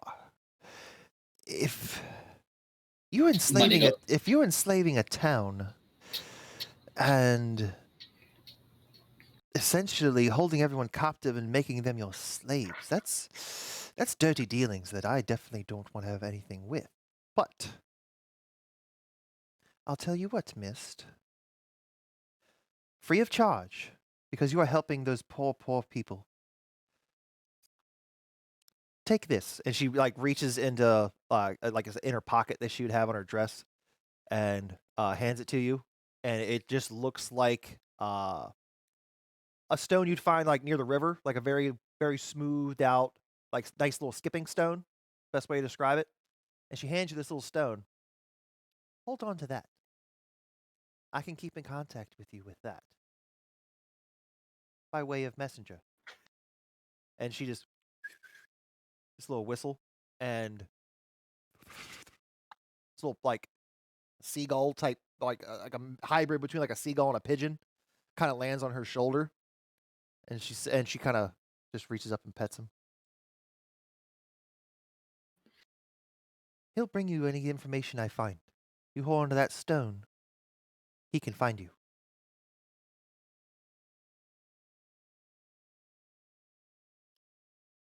Well, since you're giving this to me free of charge, Only because you're a good client, and you are I would assume, the goodness of your heart, helping out the townsfolk in Gegard. Of Gegard, sorry. You know, one of the few times I do things out of the goodness of my heart. However, while honor does go but so far, we both know that money and coin go so much more farther. And Mist will pull out 200 gold and kind of just lightly just start stacking it on the table and playing with it. What is this for? Oh, you see, there's this person who came upon the breeze of the night recently. And word has it, he has been very quick to silence those that he's been pointed in their direction. I have been trying to find out who has been pointing him. None of that information's come my way. And, well, you know me. I don't deal with monarchies or any kind of real system of power. And out here away from the prying eyes of Gilker would be quite a place for lords and those of higher stature, say, our great Gilkra, to be spending time and forgetting that just because they think they're alone doesn't mean they are alone, and letting all sorts of secrets slip. Do you have any of these lords in mind that you are looking for information on? I don't think Miss would have any names in particular. Right. His last name was just, hey, get information on the lords from Gilkra. Right. So.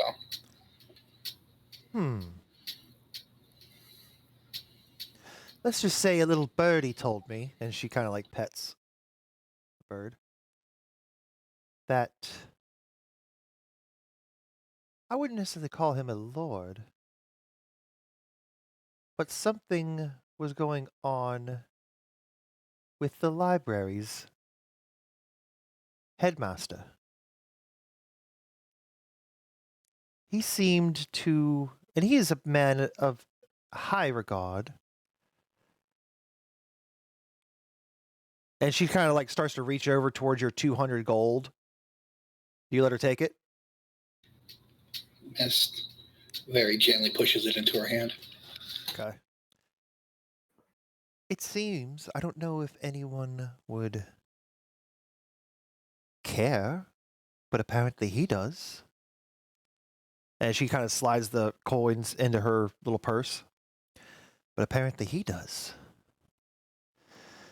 If a man of his rapport were to be known to visit this brothel on many of occasion, he might be looked down upon, as he's really not supposed to leave the library, as he's so told me on many of occasions. In my own ear, as we had our fun for the evening. I don't know if that's something you were looking for. Are you looking for something more deadly, so to speak? Lives at risk, saving the world? What exactly are we looking for? Some extra dirty blackmail? Well, that is a bit. Oh, that'll help quite a bit. But nothing that is going to maybe put someone's life at immediate risk. However, some would say that losing the stature they have would maybe wish they had lost their life instead. Well, that's about the only thing I can think of at this moment, but I can always send my bird your way if I think of anything else. That would be quite a help. The last bit of business.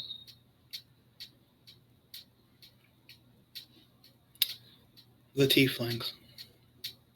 Yes? What about them?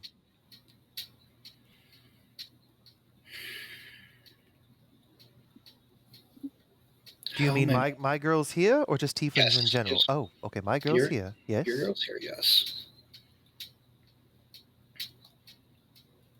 How connected are any of them to the town south of Fort Torvus? They were all born south of Fort Torvas, but they were all orphans when they came to me. So as far as dealings with them, I'm like a mother to them. So I do not know about connections, so to speak, like as far as family. I don't think they have any, except each other at this point. And you're 100% sure on that? As sure as I can be. We all have our bit of secrets here and there, but they seem to be pretty forthcoming and honest with me, so I have no reason to not trust them.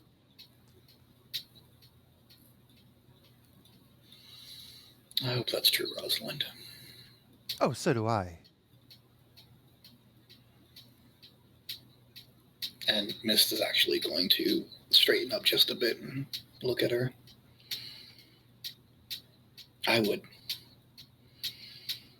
grown fond of the time you and I have spent. As have I. And every bit of information has been quite valuable and helpful. However, when it comes to acquaintances, well, my family comes first. And Family's always first. And someone of your expertise would know what happens south of the border. Yes. And who those things happen to. Yes.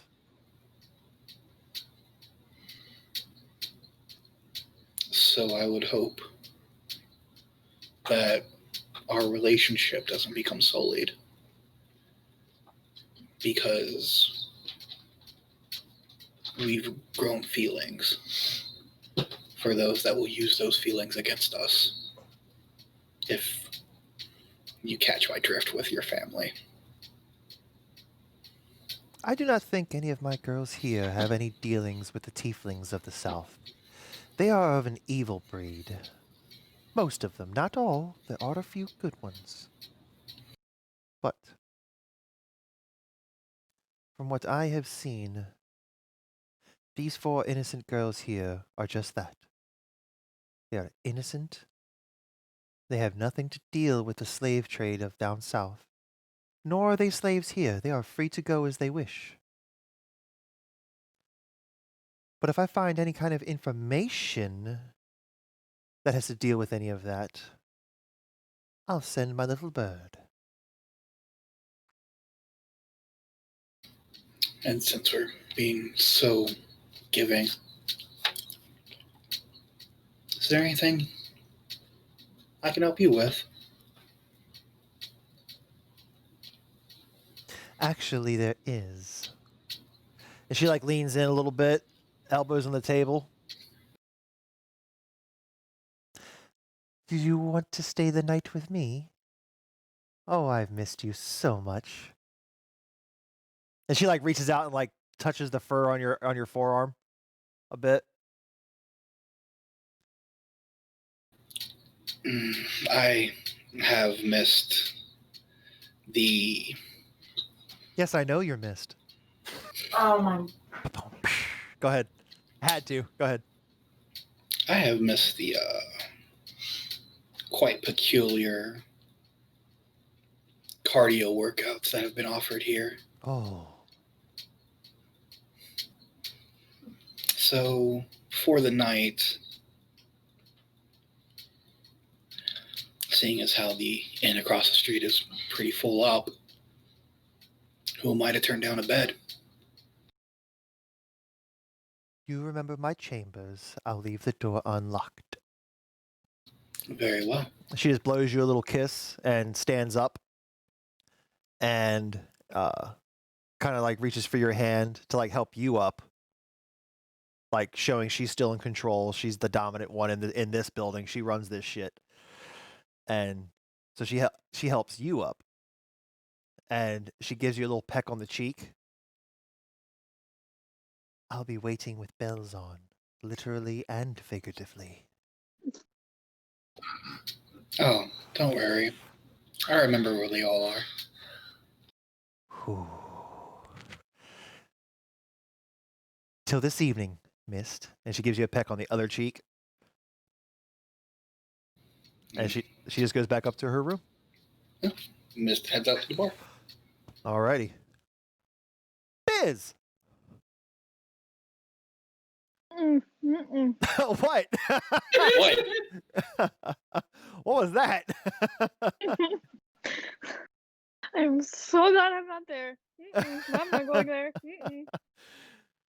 Biz! Anyway, You? I was already being awkward. Ugh. Okay, yeah. So, you wished to go see Mr. Mayor.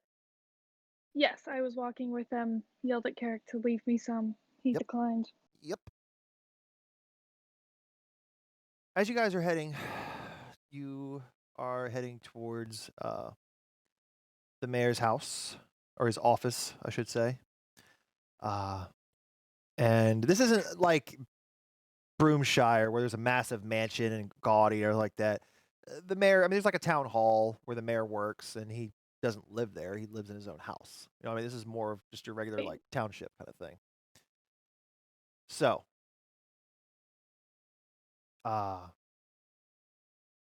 you guys start making your way from the Groggy Wheel Respite to, let's see here. There it is.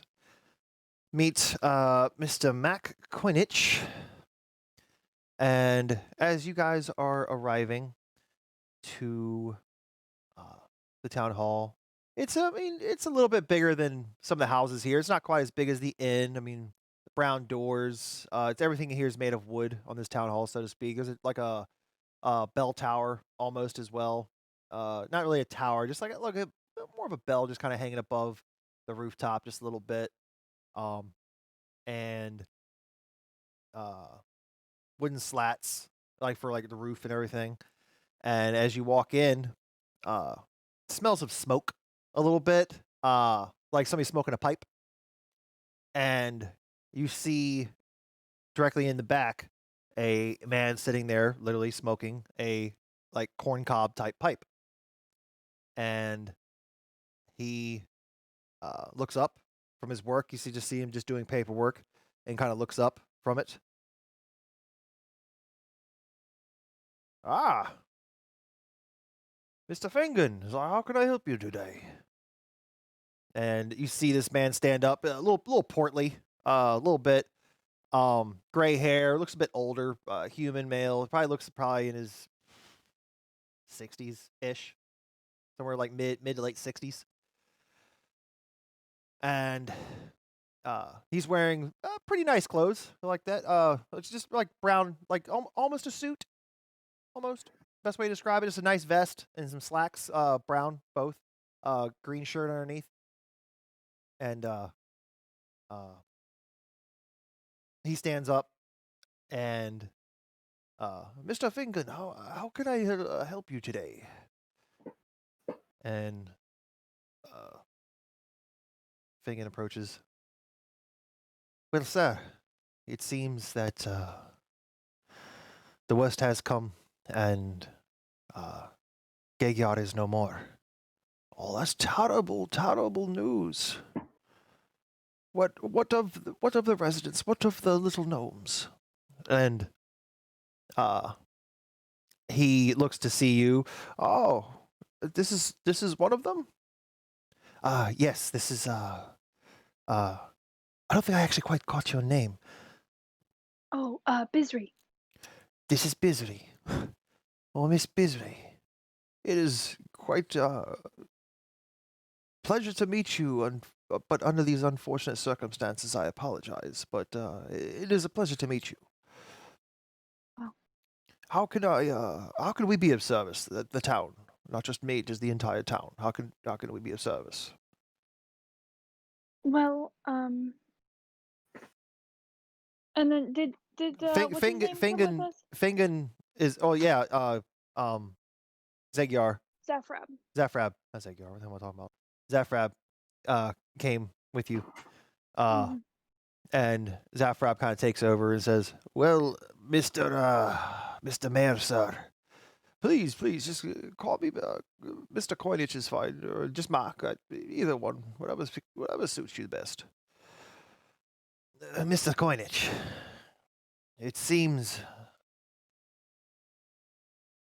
we are destitute. We no longer have a home to call home. And your lovely innkeeper down the road there says we can stay there for about a week or so until we maybe get on our feet. I've given her a bit of coin for compensation, mainly just to cover everyone's food. Well, that's terrible what happened to your town. My condolences, first off. I thank you, sir. And he kind of gets up from behind his desk, like pushes the chair in, takes a couple drags off the pipe a bit. Oh, what to do? Well, you are free to stay in town as long as you need. Would you like to rebuild in the mountains, or would you rather stay down here in the valley? Well, sir, we prefer the mountains. That's our home. But we just have to relocate a bit, obviously. Well, if you'd like, we can form a scouting party, and you are more than welcome to go with them if you want to scout out a new area for a town. But until that time, you're more than welcome to stay at the inn. As far as if any of you wish to work, plenty of the fields it's harvest season. Plenty of corn, potato, everything, carrots, everything needs to be harvested. There's also work. If any of you know smithery, I do, sir. I'm the town blacksmith. Well, we could definitely use an extra smith. I mean, horses are always throwing shoes. You know how they go. So, that'd be fine, sir. I appreciate that. And he goes on for a few more. They go on for about a few more minutes. And he says, You all can stay here as long as you need. You'll have to earn your keep, of course, but you all can stay here as long as you need. But we wouldn't have it any other way, sir. We really appreciate that. Well, then we are in agreement. Then we'll start tomorrow, as it is getting a bit late. We can go. Mr. Fingon, would you take up the mantle on that? And Fingon kind of nods. Yes, sir. Yes, I will take I'll take myself, a few others, and any of the gnomes who wish to come. We have spare horses. Whoever's capable of riding. We can scout out starting tomorrow, if they wish. And he looks up. Yes, I think that'll be that'd be great. I'd appreciate that. I appreciate all of you for taking us in. You're so kind. You're too kind. Well, we are all citizens of Gilkra, and we all must look out for one another. Even if your town is a bit smaller, I mean, you're still one of us. So, Zafrab kind of kneels a bit. Please, no need for that. Because you don't realize how much this means to us, sir. We don't have a home, but for now we'll call Bittershire our home. And maybe some of us would wish to stay here, if that's okay. Well, anyone can stay here if they wish. Find a job and work your way and earn your keep. You're more than welcome to stay. We appreciate that. I'll let everyone know. And he just Biz, go ahead. Sorry, Mr. Coinage. Yes. I know it's getting late in the day. And your generosity is not going unnoticed. I have the circumstances ofEgyar's demise was not just one of pure nature's undoing. I do believe this was the result of an attack. Really? And prior, yes, this is most likely a large security risk, and I hate to bring this upon Bittershire, but the entire city of Gegar was, for all intents and purposes, enslaved by two powerful Dragonborn. That's terrible. That's terrible news. Have you? I would assume you haven't informed anyone in Gilcra of this yet, correct? We haven't. We just came down, I- seeking refuge for obviously those who are unable to. But I, was not currently living in Gegar at the time. Only came home to my hometown by sheer luck of the time in their time of need, with a few of my other party. We tried to take care of them, eliminate the threat, and were unsuccessful and almost lost our lives, and did lose the lives of quite a few along the way. I'm sorry to hear that. I appreciate that. But it would be in your best interest to have the guard on full alert for any Dragonborn. I And will. I can give you the full descriptions of them. And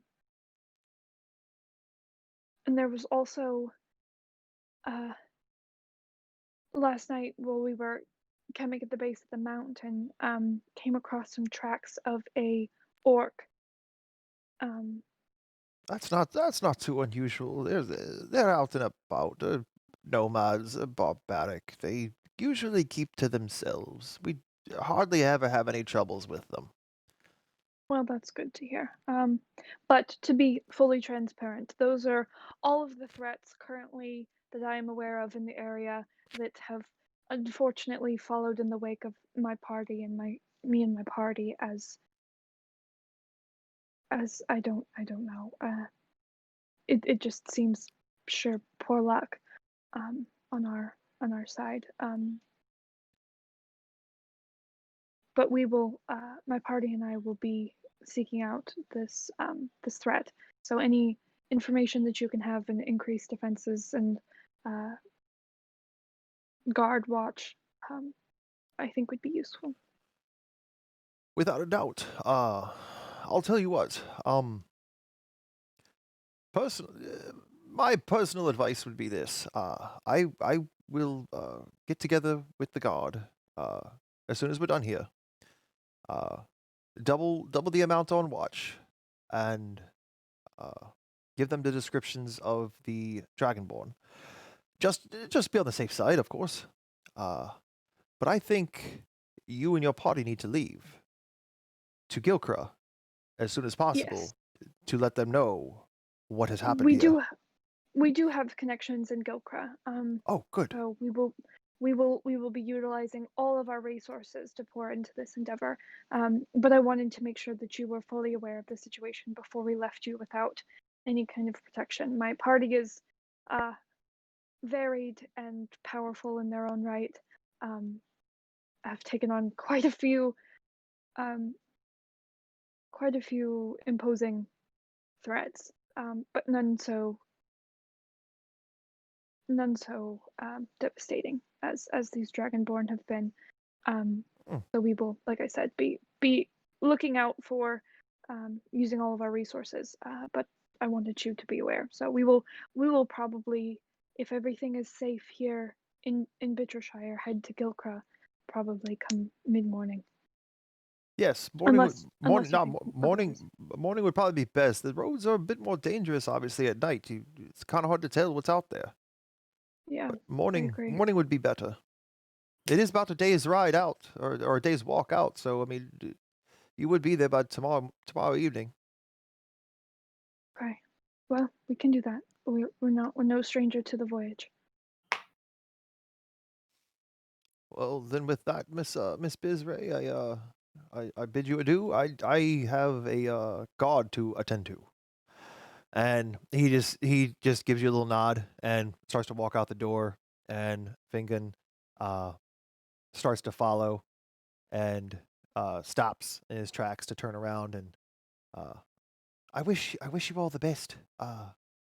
Tomorrow we will me and Zafrab, I would assume, and a few others we're going to go start scouting out places for the new town.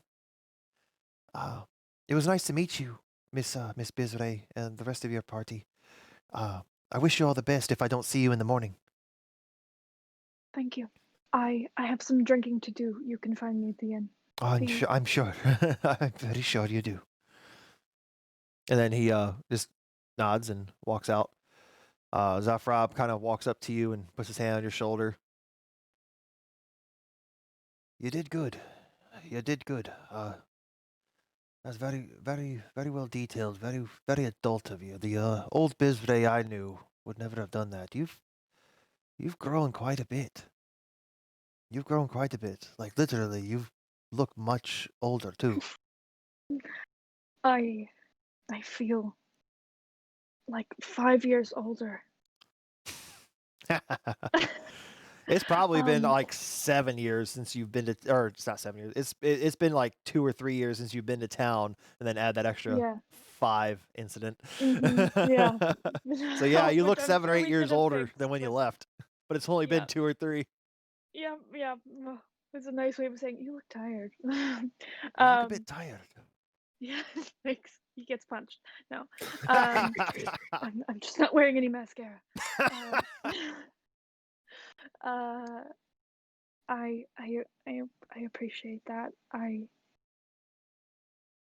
have to say a lot of it was out of necessity, but I feel like it's what I needed. Um, I'm just sorry I couldn't have been more use to KKR before it fell. You did enough. More than enough. You and your party helped free us. We couldn't ask more than that. And honestly, if your party wouldn't have been here, hypothetically, if you would have been here, you might have been killed. We know how hard-headed you are. They might Yeah, have some killed things you. don't change. No, It's true. maybe it's just fate that you had to leave and you came back to protect us and save us all. Be proud of that. I will try. You're a hero now. You're a hero to us, to your family, to all of us. You're a hero. You are. You might not think so, but you are. You are a lot. And he just like grips your shoulder just a little bit tighter, gives you that little shake. Because be proud. You've grown a lot. I can see it. We all see it. We're so proud of you, Bizray. It'll I be wish. it might be a while before we see you again, but don't be a stranger. And we'll get word to you if we find a new spot for our home. We'll definitely get word to you. Where can we find you? Oh, we have a keep in Gilcra. A keep? Small, but yes. I as unfortunate it was to not completely destroy the affliction to Magyar. Broomshire was under attack by a hellhound, and my party and I were able to help them through a difficult situation. Fucking And A, you fucking fought a hellhound too? that was like the first day. It was a little crazy. We did again lose some people. There's been a lot of people lost. But yeah, you can find me in Gilcra, or at least you can leave word for me in Gilcra. We'll find some kind of residence that you stick out like a sore thumb. It's not. It's true. It's not We often do. you see a pretty heavily armored little gnome over here with a big fucking spear on her back. It's true. I do. I'm kind of auspicious. Oh, you stick out like a turd in a punch bowl. That's great. Love being compared to a turd. I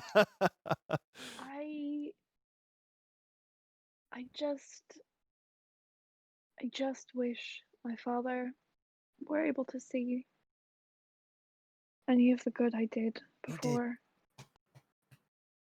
He's looking down on you. You know that. We all know that. He saw everything you did, and by God, I know he's fucking proud of you. We all are. And Abasim and Maybe you'll get to see him again one day. oh dear. That's terrifying. I need more drinks before we go there. And I guess Well, then we with that, head. let's go to the bar. We all need a fucking drink. I better have one waiting for me. That's all right. I'm saying. So you start making your way towards Broken Wheel, and you find where's Aaron at this point? Are you still doing your thing?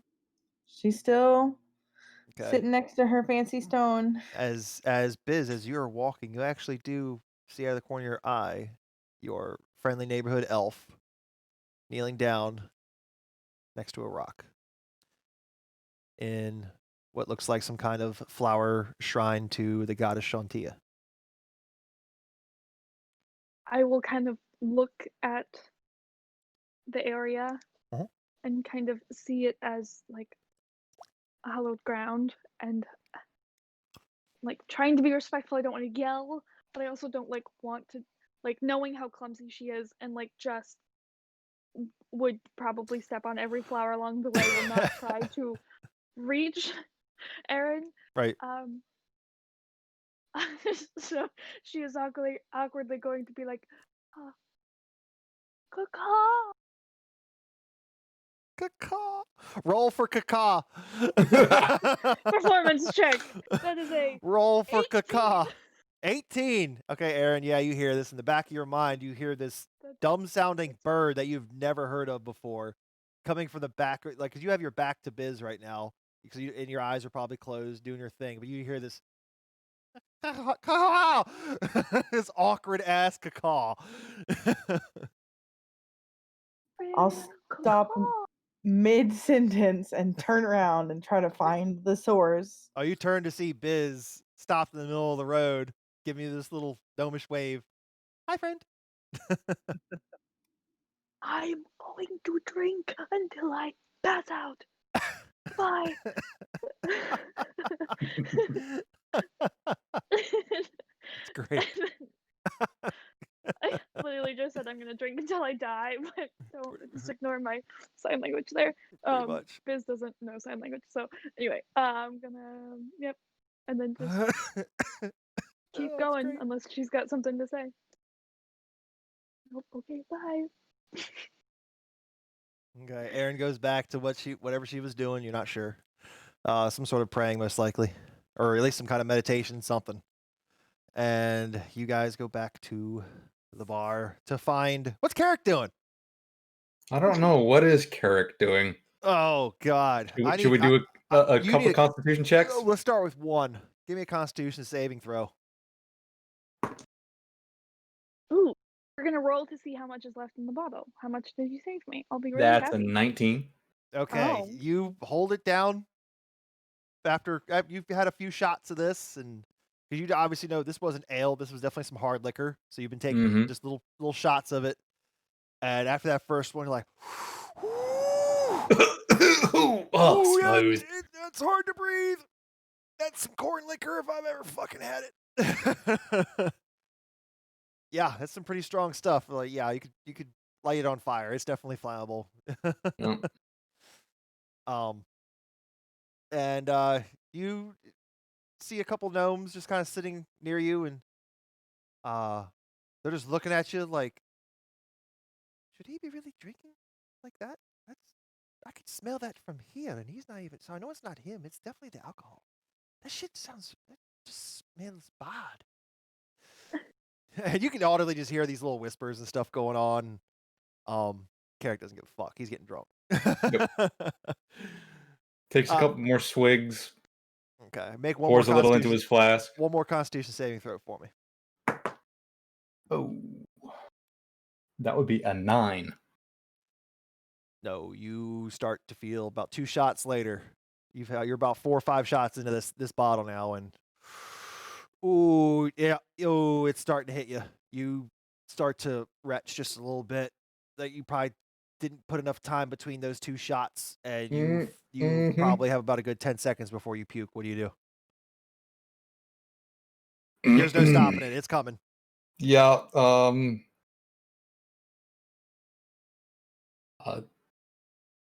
I will just turn. Oh, Carrick just all over the floor next to him. Luckily, he's in the corner, so there's not a lot of people around, but it definitely splashes onto your boots and probably a boot or 2 of these little gnomes sitting around you. Granted, their feet aren't touching the floor, but just the spray. Right. We got an AoE effect over here. So. Sounds like my first trip to New Orleans. Yeah, New Orleans. So. Good. Yeah. You feel a little bit better. But that's some strong hooch. And you start to maybe, I don't know if you want to drink any more of that, but it at least slows you down. You were hitting it a little hard. Yep. I'll kind of just,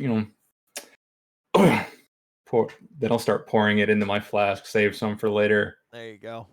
And sit for a minute. I might go back to it. And recuperate. Mist, what are you doing? After you left the brothel, what are you doing? Heading to the inn or what? Who says I left the brothel? You said I thought you left. I went to the bar at the brothel, which I would assume the brothel has a bar. I misinterpreted. Yep. Yeah. There is totally a bar in the brothel. Never mind. With other patrons. Okay. Never mind. So at this point, he's just keeping an eye out, keeping an ear out, playing low key, trying to listen to everything that's going on. So that way, maybe he doesn't have to keep spending more money to get information. But yeah, that's what he's doing. Okay. Carrick throwing up, people drinking till they pass out, weird birds sounding like rock gnomes. Mist is drinking. Has no idea. Slowly, has no idea of this, and is about to take out a lot of emotion later in the night. There we go. Biz, you and Zafrab return, and you walk into the bar, and about 30 seconds in, you start, not even 30, like 10 seconds in, you just look around and you notice, kind of hard to, standing out like a beacon is a blue elf sitting in the corner, rubbing his mouth a little bit and pouring a little bit of liquor into his flask. Okay. I am like running over because he said that he might not save me any. Excuse me. Oh. You can instantly start to smell puke. You can smell it. And just like the look of like after puking is very like telling. Yeah. Oh yeah. You can see it on his face. The rest of you is blue, but your face is white. Yeah. It's a weird shade of green. I haven't been in this state in a long, long time. Oh, you're going Carrick there. is drunk. I would like to be. I would like to I'd be like, hold on 1 second. No, never mind. I'm just going to drink. I was going to tell my mom goodnight, but like she's got other things to do. I'm just going. Yeah, to you start drink. looking around for a sec. You don't see any of your family members. They're probably already up in a room somewhere. Yep. Okay. Sweet. Because this place is pretty like big. I mean, this place probably has at least a dozen rooms in it, at least, if not more. Okay, so since he's taken like 6-ish shots and filled up his flask, how much is left of this bottle? About a third. Okay. I would like to take a long pull of the, like at least 3 shots worth of 3 Individual or 4 shots, or are you worth. gonna take it to the head?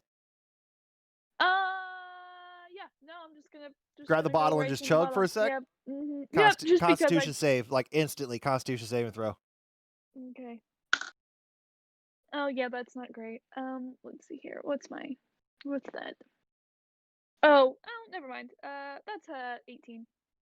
Okay. You Even. stop yourself from Great. retching for a moment, and you're like, you take like 2 gulps, and you instantly had to put it down. Though that's as far as you got into it. You're like, ooh, ooh. If I knew what gasoline was, that's got to be it. Garrick, am I breathing fire? You feel like you're breathing fire. Not yet, but keep going. Don't kill me. I'm not a dragonborn. Yeah, a couple more minutes into that, you'll be feeling right as rain. You won't be feeling drunk. That's for sure. Yeah, great. And with that, Aaron, how do you wish to finish the evening off? Because I already know what Mist is doing, and I already know what the other 2 are doing. How do you wish to finish the evening off?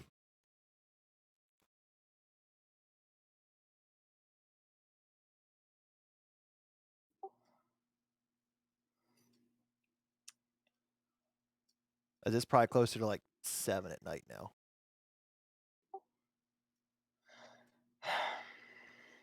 Okay. I want to carve an M into the stone. An M? Mm-hmm. Okay. You take out some kind of instrument, whatever you got on you. I'm not sure what you have on you. And you start. I have a dagger. All right, no, that's good enough. So you start to take out a dagger and you start etching the letter M into that stone. I'm assuming that's for Magdi. Okay. So you start etching an M into this stone.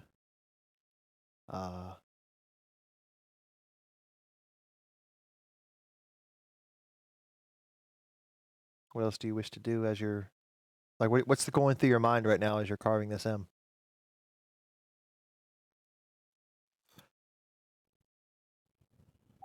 I hope I'm doing the right thing by staying with these people.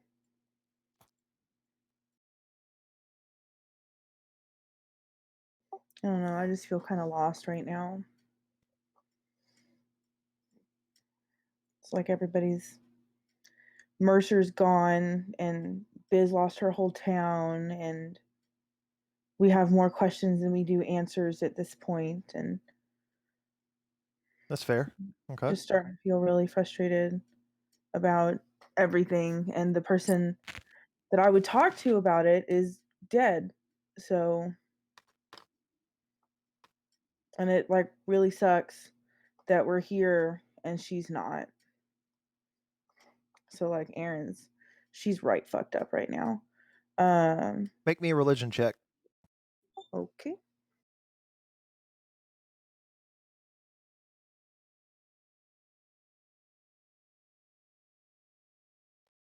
$19. 19.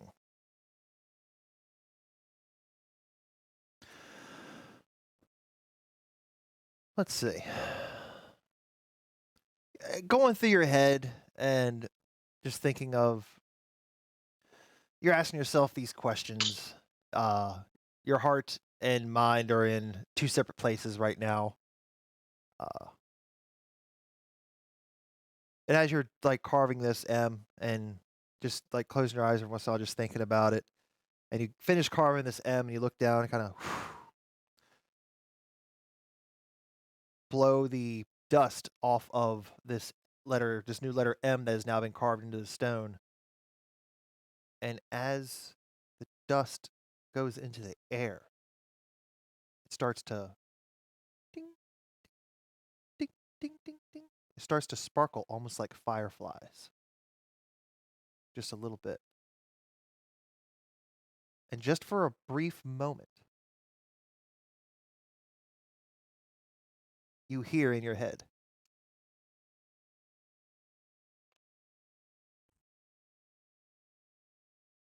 Harry, We've never had the chance to speak. You know who I am. I am the one called Shantia. I know Magdi very well. We've had many a talk. She's quite hilarious, actually. She misses you dearly, child, as I know that you do her. If you could speak with her, I'm sure she would say you are on the right path. Your friends need you as you need them. They are your family now. You watch over them as they will watch over you.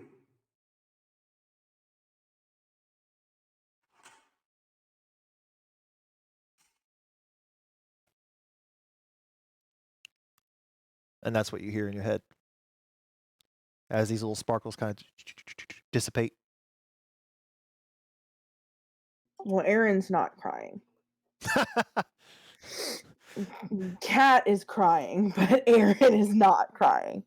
I feel like a renewed sense of hope, and then in the back of my mind, I was like, wait, Biz just said she was going to go drink until she passed out. Yep. That's not a good idea for her.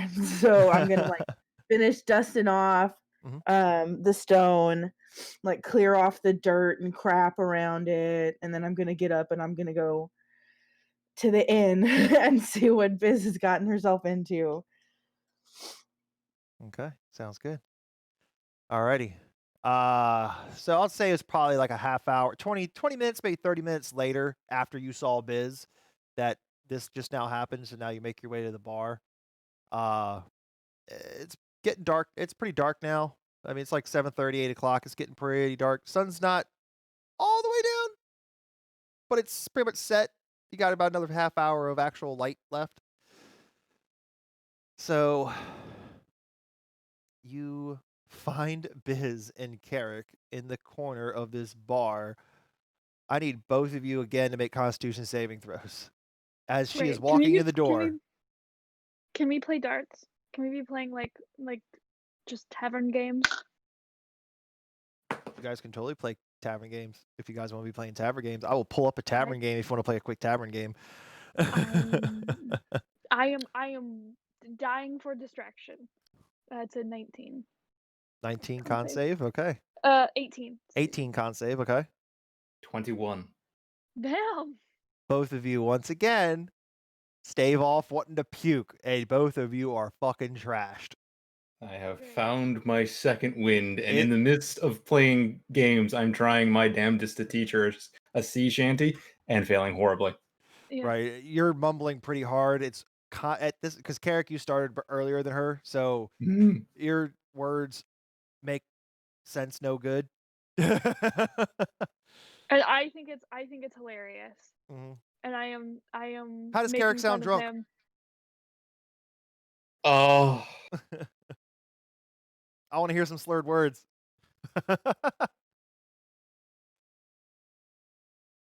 Imagine you're trying to teach her this game, but you're drunk. All right, you go. I stand still. I am not moving. I am standing all the way still. You think you're standing still, but you're actually kind of swaying back and forth a bit. And you're not sure which Carrick to focus on, as there's two of them now. But there's 3 Biz Rays, according to Carrick. This isn't fair. There's more of you than there are of me. When did your sisters get here? That's good, but they're far prettier than me, and Mom doesn't let them drink. I don't think. I don't know. I don't know. I don't care. What are you trying to show me? He's trying to show you some like dart game, as it is, where you just take it's trying to play darts essentially. Just make it easier. That's great. We should do this large scale. We should go outside. We should take my sword and my spear, and we should just like throw them at shit. Oh shit. Oh, this would be fun. You go, I'll get the bottle. Oh shit. Get it set up. As these two are standing up, Aaron, you walk in the door. Can I make a perception check to see if I know what they're about to do? No. I You have will no idea what they're turn- about to do. They're just standing up. Okay. Okay, I'm gonna walk over Mhm. and check on her. Oh, you could tell both of them are piss drunk. You could smell the alcohol in their breath. They're piss fucking drunk.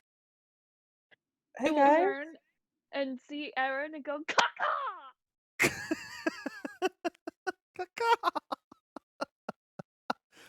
You came. Yes. I did come. Not I quick didn't enough, say apparently. Anything for you. I didn't. I had it all. I don't think there's any alcohol left at all. I had it all. I had all of it. That's okay. And Mhm. Yeah, that bottle's got a little bit left. It's got a couple shots left. That's about it. You got 2 or 3, maybe. I have like forgotten about it. Like I'm just like I don't even remember drinking is an option still. You should take you should come yes you should take this one, and I pull out my spear, and it's like just way too large to be pulling out in like, I don't know, semi-crowded room. Yeah, pretty much. Yeah, so I'm pulling this out, like, you should take this because it's like your other sticky thing, and we're gonna go, me and Carrick, we're gonna go throw it at shit. Because it's like this game that he's telling me about. You know, I will take this. I will take this stick from you. Yes, thank you. That's great. Okay, we're going outside. Come on. Oh, are you? I thought we were Yes, we're going to bed. Well, we can't throw in there. We can't throw. I don't know. It's not. I don't know if you want to. I thought it was time for us to go to bed. That's why I came in, because you were telling me it's time to go to bed. No, I don't think. Are I'm you going sure? To sleep. I'm not sleeping ever again. You know what happens when you sleep? You hear bad scream sounds. Mhm. No more sleeping. Mhm. I don't sleep anymore. Okay. Yeah. Carrick, are we going? We're going. Carrick's at the door, actually waving the empty bottle. Are we going? Good to do this. Okay, Biz kind of walks past you, Aaron. As you didn't notice, Carrick already worked his way past you as you were concentrating on Biz. Okay. I'm gonna go outside with him. Okay. We're gonna. I want Carrick and Biz to both make perception checks with disadvantage. Okay. With a -5 penalty. Sweet. -4. Yes. Perception check, you said? Perception check, disadvantage, and -5 off your total. I don't know where I am. 10. Okay. I don't remember the last 3 days. And Carrick both walk outside, and Biz, you're just so infatuated with, I want to play this darts game, but we're gonna do it on a larger scale. Yeah. And you see Aaron, you see her take her sword out and start swinging it around. She's just like, I want to go throw this. We're gonna play this game. Don't you want to play this game? And I don't think Aaron wants to play this game right now. But you instantly see something and don't hesitate, and you just throw the sword. No. Make an attack roll with disadvantage. Okay. We'll just use the big one. Carrick, what are you going to play this game with? You got a dagger? You're just gonna throw a dagger or something? No, I've pulled out my staff. You're gonna throw your staff. Yeah. Attack roll with disadvantage, and you're like, she's not gonna beat me at my own game. Attack roll with disadvantage. I got a 12 and then a nat 20. So that's 12. And I'm lighting up. I would like to have lit up my sword, because drunk me would think that's cool. Lovely. Fantastic. I love where this is about to go so much. That's 12. I So swear that's to a God, dirty if the 20. brothel gets fucking set on fire. It's a dirty 20. At disadvantage is a dirty 20. Fantastic. Carrick. At disadvantage, an 18. Jesus. Okay. So Carrick takes his staff from his back and throws it like a spear, and you take your sword and almost like a shot put, start spinning around and just let it fly. Yeah. And Aaron witnesses as both of these weapons, mainly you're worried about this fiery sword at this point, not so much a wooden staff, hits a barrel in front of the Carrick staff, hits a barrel in front of the brothel across the street, knocks it over, and then the sword gets stuck right next to one of the windows, and it's on fire still, and it's stuck in the wooden wall, and you can start to see fire starting. I'm gonna run over there. The wall right I'm there. gonna run over there right now and pull that sword out. Cheering and making a ruckus. I need you to make me a strength check, Aaron, to pull this sword out of, because she's a strong girl. Pull this sword out the wall. It is wedged in there very tight. That's a nat 20. Ooh. Aaron pulls the sword out, and then it just goes out. But the wall is still on fire. By the way, I'm gonna cast Tidal Wave. Oh shit! Cast Tidal Wave. Go for it. Just right on all of it. You cast Tidal Wave, and now all of a sudden, glass gets shattered as the Tidal Wave goes through the entire storefront, essentially, and you just hear women screaming in terror. This, as now literally like an ocean of water has now poured into the brothel, and everything is drenched and soaked. I'm running. I got the sword. I pick up Carrick's staff. I run. I'm running after her. I run into the inn. Okay. Hopefully they follow me, and Carrick, if they don't, what are you doing? What are you trying to do, Carrick? I see shit go down, and in my drunken state, I'm kind of back in my teenage days, having done stupid shit. I book it out of town. Okay. I just start running in the woods. Both of you, I want Constitution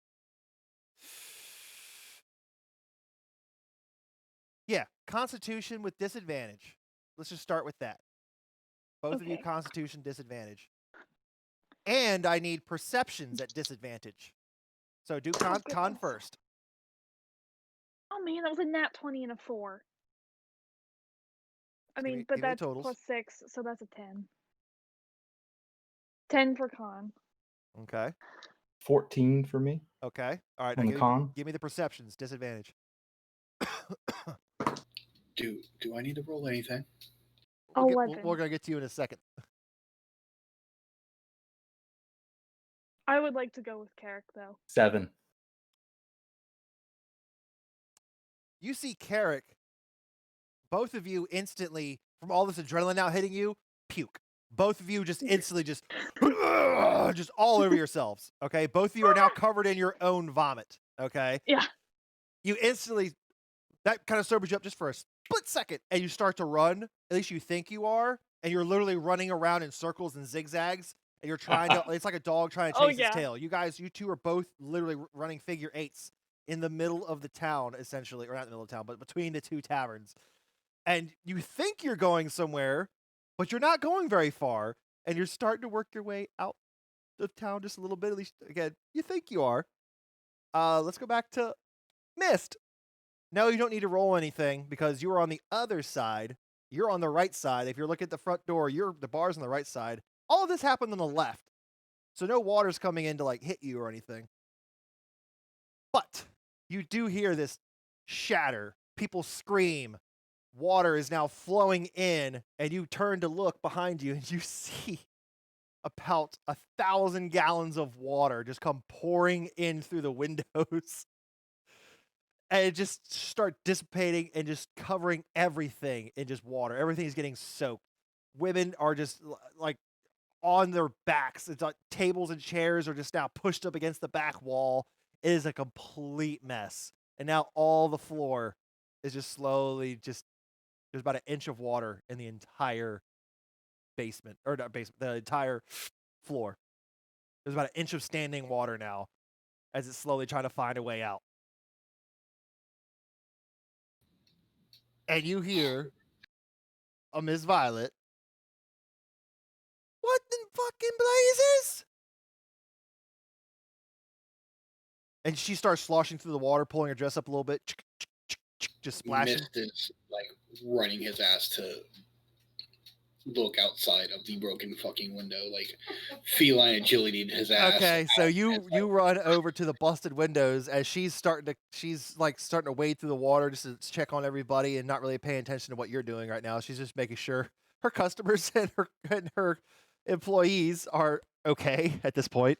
So while that's going on, you look out the window to see Tweedledee and Tweedledum out there literally running around in fucking figure eights and circles, drunk as fuck, and not knowing anything what they're saying because they're just drunk as shit, not making a fucking word of sense. And you just see them just running around in circles outside. You don't see Aaron, you just see those two.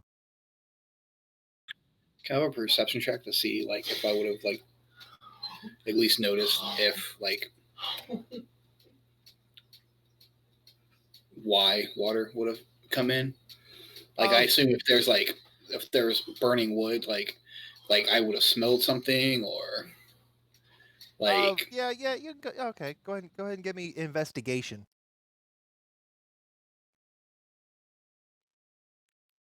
I'm telling Carrick about how we're going to be fugitives and he has to teach me to be a pirate. And 'cause we 16. have to leave town. Okay, 16. You look out and your head, as you're like looking out the window, you don't see it, but you feel it at first, and you see that the wall is a bit singed, literally 2 inches away from where the window is. And as you're peering out the window, that had the sword wedged in it, and you're rubbing your fingers on it, and it's wedged in there. It could have been from an arrow, but it looks a little bigger, and there's definitely singe marks there. Up Do the I wall, notice- about a foot and a half tall. Do I notice Carrick's staff that he's just left No, where it No, is? Aaron grabbed both. Aaron grabbed the staff Oh, and she the grabbed sword. both? I thought she just grabbed the sword. Nah, the staff and the sword are not there. You just see you just see Carrick and Biz just run around like fools, trying to chase each other in the middle of the freaking. I'm not. I don't think I'm good on the ocean.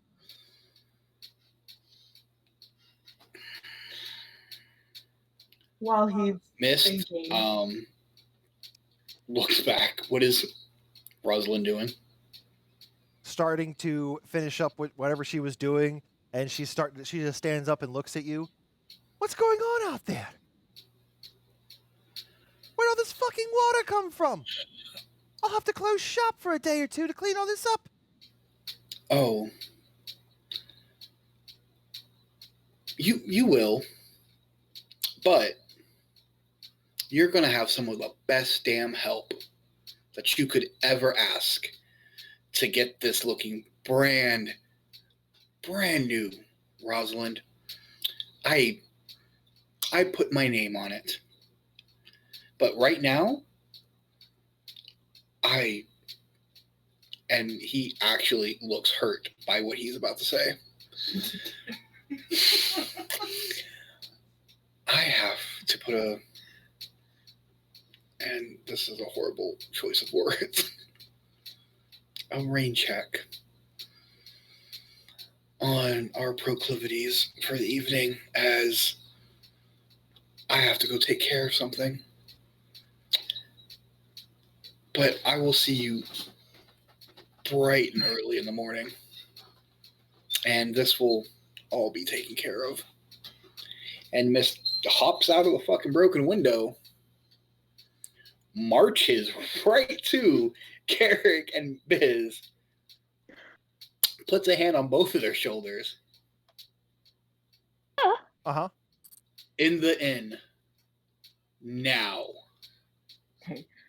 so Carrick goes, Aaron went and put the staff and the sword like behind the bar because she's really hoping that those two aren't going to look for it. And I want to be coming out of the inn as he is grabbing them and pushing them towards. Okay, that's fair enough. Yeah. Okay, so you go outside and you see Mist handful of elf and handful of gnome, just kind of dragging them by their collars behind him, and you just see Mist about 50 feet away from the front door of the inn that you are in right now, that you're leaving. Erin's gonna try to pretend she doesn't know what's going on. Hey, by the way, since I have just in the last 24 hours seen this amazing, innocent elf over here drop a torrential downpour of fucking water out of nowhere. Yep. Maybe put a little 1+1 here. Nope, don't know what you're talking about. Here's a gash that looks like it could have fit a sword. There's fire. Aaron, There's two drunk here. I need Aaron to make a performance check. I need Mist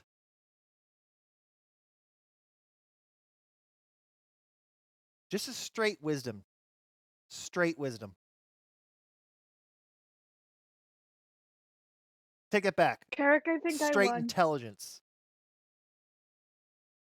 Because you do know that she can cast this spell. But I want a performance check from Aaron. Well, I'm super good at deception and performance. So I got a 2. Oh God. Hey, what was your intelligence check? Better than a fucking 2, I'll tell you that. Okay. Mm. You see Aaron like literally with a 2. Wow. You see Aaron like hand on the hip. She can't decide like which side to go on, and I don't know why are you looking at me? Like why? What's going on? What's happening? Yeah, why are you? What are they doing? What's going on? She has absolutely no clue. She has no clue. What's wrong? What happened? And it is plain as you are furry that she is fucking lying.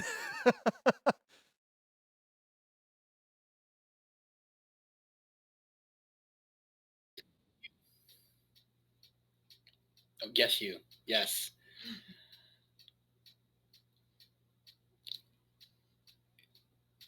You're the smart one of the group. Thank you. That's rude. And yet.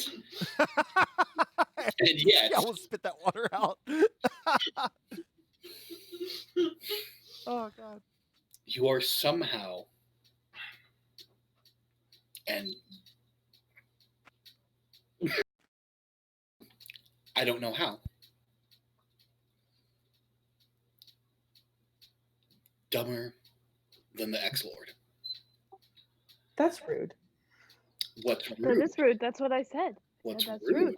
He's very rude, Is bitch. that I don't think I someone- want to listen to him anymore. No, you're I don't gonna think we insult should. me. No. I'm not gonna stand here and listen I'm to wiggling. you insult. You know what? Christ. You know what, Mist?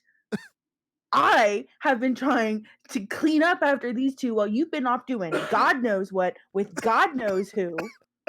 Well, I'm pardon breaking me, grapple. with Shantia knows what with Shantia knows who.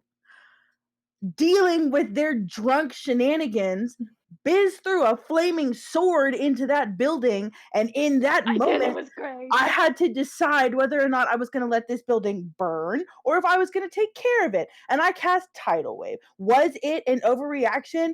Yes. Am I going to pay to help that woman or whatever? That's the brothel, right? Yes. I'm going to help that woman. I'm going to pay, and I'm going to go over there and I'm going to help her clean it. But you know what? You don't get to argue with me, and you don't get to tell me that I'm being stupid, because I did my best to take care of these two while you were doing whatever you were doing since you got into town. Don't call me stupid.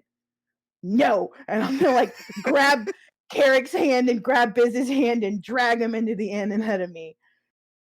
Yeah, I'm Rude. willing to break. Oh, that hey, by the grapple. way, the librarian of Gilcra has been sleeping with people here. Just thought you should fucking know. That's what I've been doing. And yes, all of you are about to come in there, report right in the morning to go clean this place. And I don't want to hear anything more of it. And you know what? I knew I didn't have to say anything to you because you can't keep a damn secret. So all I had to do was put the little glimmer of making you think something, and here you go, spilling it all. So to the three of you, I will see you bright and early in the fucking morning. I'm not I'm gonna listening. go back.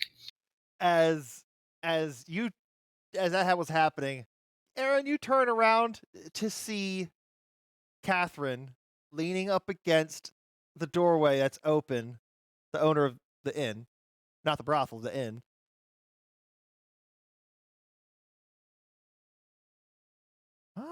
My, I knew there was something special about you lot. Two of you are fucking drunk, and one overreacts. I saw the whole fucking thing. Oh. I won though, right? Do I know her? Like know her? No, you don't like know her. But I know of her. Oh, yeah. And I might have seen her around. She's owned this place for quite a few years. It's nice to see you again, Catherine. Well, I wish I could say the same right now, but at the same time, I will say it is actually lovely to see you again, Aaron. And I am so glad that happened to Miss Violet's storefront. All drinks are on me for the rest of your time here. That was fucking spectacular. Aw. She You're can't stand Miss welcome. Violet over there. She doesn't like her at all. So she's like, this is fucking great. You three need to come inside now. Yes. Now, okay, I'm gonna push Biz and Carrick inside. Just one moment, and I'm gonna shut the door and turn around and look at Mist. Oh, no, Oh, Miss Miss is already walked through gone. that. Miss is already gone. Oh, he's gone. Miss Yup. went back into the brothel. Yep. If we're gonna have a little attitude and walk around, then Miss isn't gonna have it, and he's gonna go back to the brothel. So, Okay. good night. Aaron's going over to the brothel. Alrighty, Aaron, you walk up to the brothel. Do you knock, open the door? What do you do?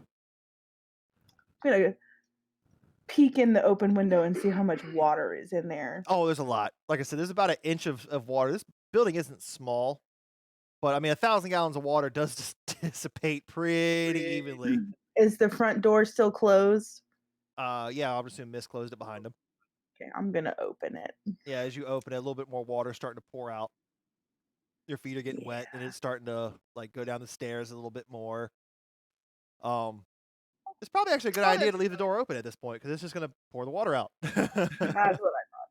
Okay, I'm gonna go find Miss Violet. You see Miss Violet starting to push water along with the rest of everybody else. Just trying to push the water out any crevice it looks like it's coming out, maybe a crack in the wall, pushing it towards the door, just with whatever they had, a bar stool, a mug, whatever they had, just trying to push all the water out. Okay. Yes. Can I help you? Yeah, I came to apologize. You did this? Your storefront was on fire, and I was trying to put it out. So you drowned us. I did. So I'm going to give you 500 gold, and I'm going to stay here until this water is gone, and I'm going to help fix it now. Well, And I know it's not a whole lot. Oh no, that's more than enough. Thank you. And she like takes the bag from you and puts it in there. I'll leave you to it then. I'm going to sleep. But if this isn't cleaned up by the time I wake up, I'm calling the guards. What would you like me to like? How do you want it set up? Get the water out. That's all I care about. I'll take care of the rest. Just get this water out of here. Thank you. And will you please, whenever you see him, tell Mist that he's an asshole? Sure. And then I'm just going to turn around and start pushing the water. And I'm going to do it for as long as I need to. And then as soon as I'm done, I'm going to go to the inn and I'm going to meditate. Where's Mist at? In the brothel. Where are you at? Rosalind's room. She goes upstairs and sees you laying on the bed. Or wherever you're at. Where are you at? Where are you at in the room? Are you laying on the bed, sitting in a chair? He's fucking pacing. He's pissed the fuck off. Oh, okay. Like, we haven't been in here for like 12 hours, and we have set a building on fire, flooded the building, and generally made drunken assholes of ourselves. So it's been a rousing fucking success. Sounds like a good time to me. I'm just saying. And let's not forget, we yelled at the one person who was trying to take care of everything while you were off doing whatever. Miss Rosalind comes over to you. Well, friends of yours, huh? Your elf friend downstairs calls you an asshole. I have to agree. You just are. But it's what I love about you. And she actually just comes over and just tackles you down to the bed as you two start having your fun. And that's where we're going to end tonight's session. Wow.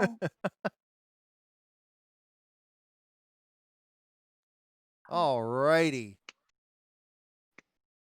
That was really good. I like how Aaron over here. So we should leave it to Cleaver. I appreciate it. That was very good, actually. I just noticed that. I was like, oh yeah, that's really good. Oh, thanks, Krypton, for sticking with us. We appreciate it. We do. Yeah. What an ending indeed. But it's almost midnight, so I figured that's probably a good time to stop. So until next week, we will see everybody again. Everybody say bye. Bye.